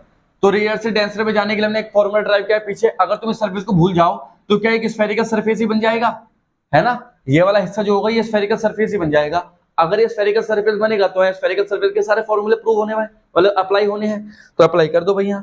तो क्या लिखेंगे, -n1/u plus n2/v equal to n2 - n1/r, ये फॉर्मूला है। अब तुम ध्यान से देखो, तो सरफेस 1 के लिए रेडियस कौन सी है, r1, तो इसे r1 कह दो, ठीक है। अब सरफेस 1 के लिए इमेज कौन सी बनी, i डैश, ये याद रखना। तो i डैश के लिए डिस्टेंस कितनी मान लो, v डैश मान लो, तो इमेज की डिस्टेंस कितनी हो गई, v डैश। अब इसे क्वेश्चन नंबर क्या कह दो, फर्स्ट, बहुत आसान है।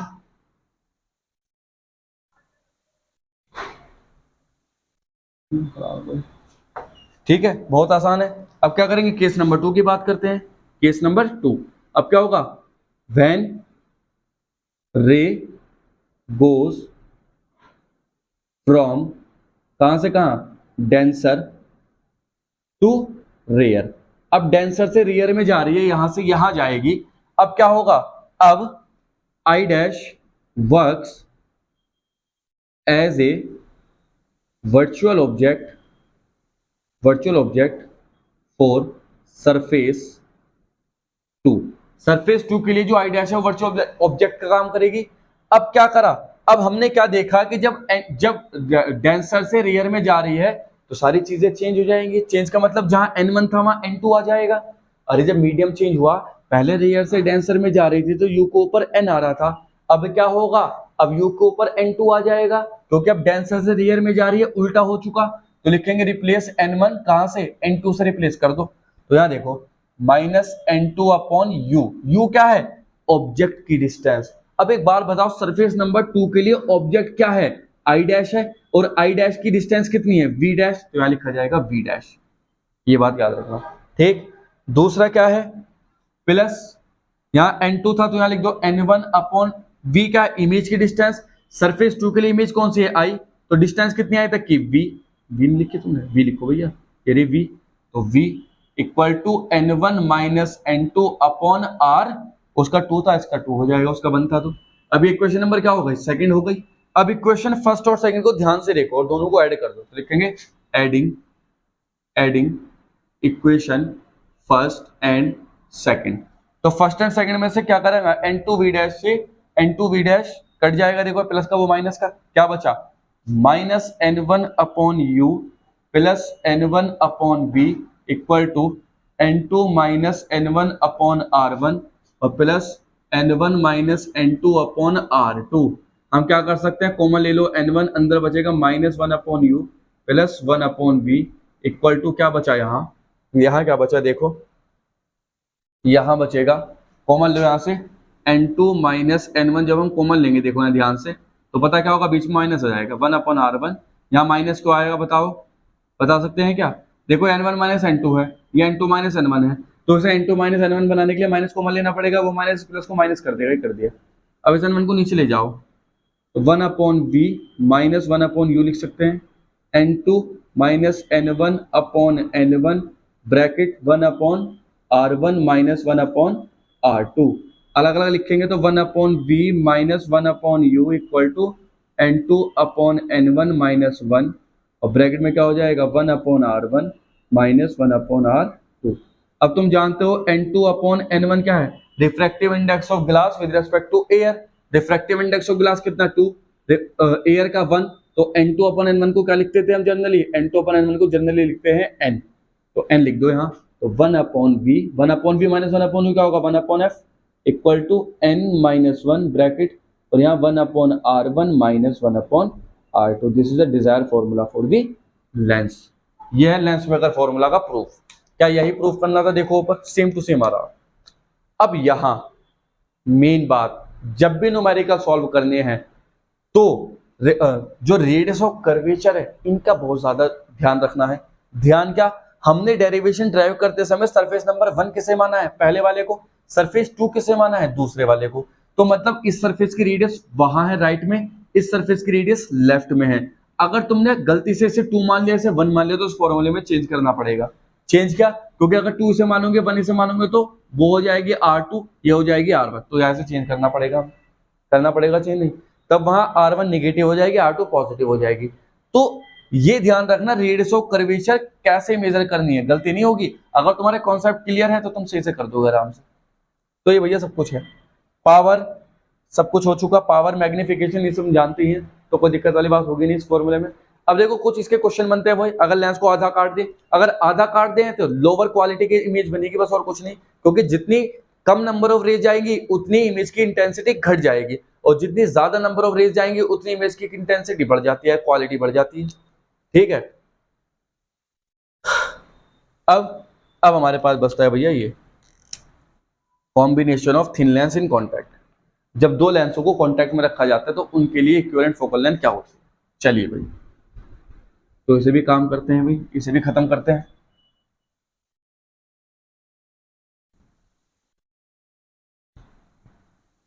तो देखो बात करते हैं किसकी, combination of two lens in contact, combination of two lens in contact. अगर दो लेंस कॉन्टैक्ट में रखे हो तो इक्विवेलेंट फोकल लेंथ क्या होगी। तो मान लो हमारे पास एक लेंस ये रहा, एक लेंस ये रहा,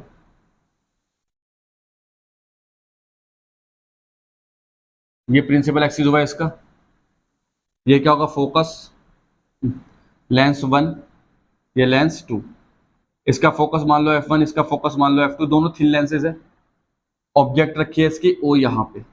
अब क्या होगा, सेम है बिल्कुल, कोई दिक्कत वाली बात नहीं। क्या होगा, रे जाएगी थिन लेंस से सीधी गई, बैंड होगी नीचे को, फिर और फिर बैंड हुई सीधी जाएगी यहाँ, फिर यहाँ से और बैंड हो जाएगी ऐसे, ये बनेगी फाइनल इमेज आई इसकी।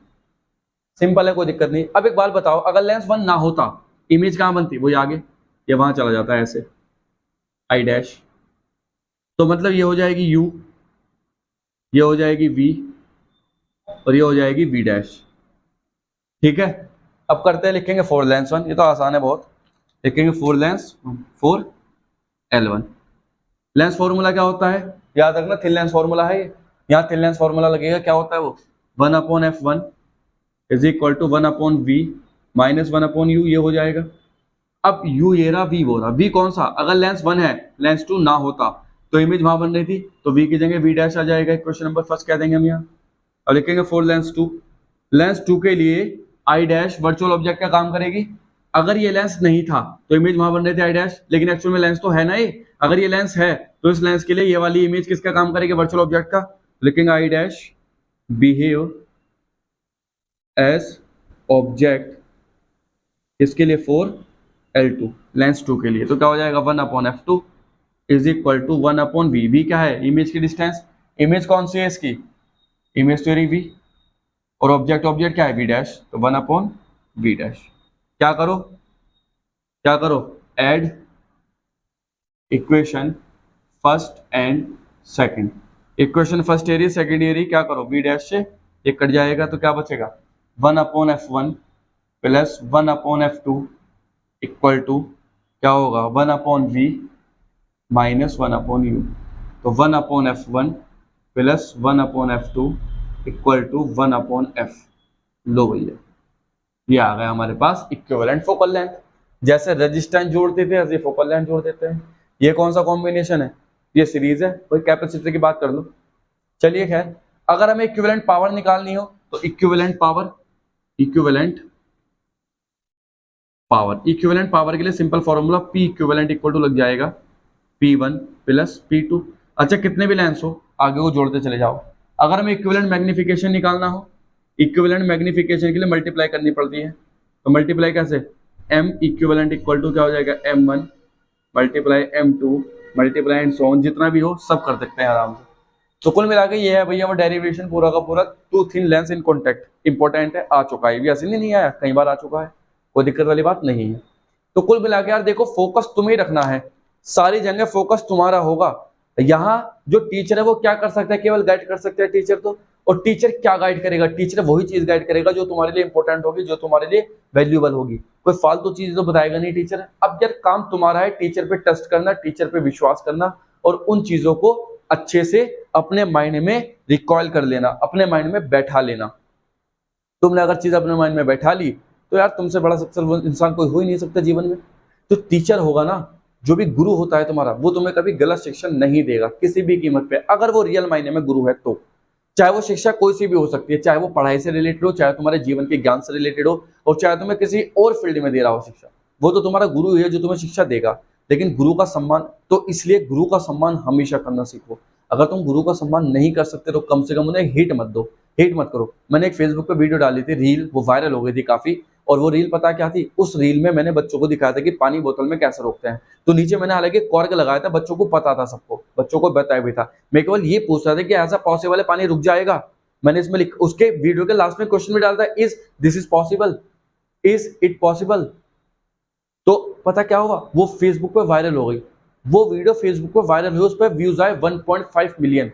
अब वो जब व्यूज आ गए 1.5 मिलियन, तुम्हें पता है कमेंट भी आए होंगे, तो कम से कम 1500 से 3 से 4000 कमेंट आए, और सारे कमेंट में इतनी हेट फैला रखी है बच्चों ने, लोगों ने कह रहे कि टीचर है क्या, टीचर बन गया, बच्चों ने लात मार के भगाया होगा, जब ऐसे टीचर होंगे तो बच्चे चोरी बनेंगे, और इतनी सीधी गाली देख रहे। मेरा इतना मन दुखी हुआ, मैंने कहा यार बताओ, जब लोगों को कुछ पता ही नहीं है कि एक्चुअल में हुआ क्या है, तो तुम कैसे उसके बारे में जजमेंट दे सकते हो। फिर भी लोग जजमेंट देने में यार अपने आप को देने क्या समझते हैं। हालांकि मैंने किसी को गलत कमेंट नहीं किया उसमें। अब जिसने जिन लोगों ने ज्यादा ही हद कर दी थी, वहां तो मुझे जवाब देना ही पड़ता। तो मैंने भी कुछ गाली दी, मैं ये नहीं कह रहा मैंने कुछ नहीं दिया, मैंने भी गाली दी है, लेकिन जिन बच्चों ने या जिन लोगों ने साफ साफ कहा कि भाई सर कुछ नीचे लगा हुआ है, तो मैंने उन्हें रेस्पेक्टफुली आंसर भी दिया कि हाँ नीचे कुछ लगा हुआ था, और वो इसलिए लगा हुआ था कि बच्चों को दिखाना था मुझे। क्या किया जाए बताओ। अब ऐसे सोच को कैसे मिटा सकते हैं, कोई नहीं दूर कर सकते ना इस सोच को। चलिए खैर, तो ये हमारे पास कॉम्बिनेशन ऑफ थिननेस हो चुका। अब हमारे पास केवल दो टॉपिक बचे हैं, रिफ्लेक्शन थ्रू प्रिज्म और ऑप्टिकल इंस्ट्रूमेंट। अब ये तो थोड़े बड़े टॉपिक है, देखो ऑप्टिकल इंस्ट्रूमेंट और रिफ्लेक्शन थ्रू प्रिज्म, दो वीडियोस, वो एक वीडियो बनाऊंगा मैं, ये पूरी वीडियो तो कंप्लीट हो गई, काफी बड़ी हो जाएगी वरना। अब ये वीडियो थिननेस तक तो यहाँ आ जाएगा, पार्ट 2 में क्या आएगा, रिफ्लेक्शन थ्रू प्रिज्म और ऑप्टिकल इंस्ट्रूमेंट। ठीक है, तब तक के लिए ऑल द वेरी बेस्ट, पढ़ते रहिए, मुस्कुराते रहिए।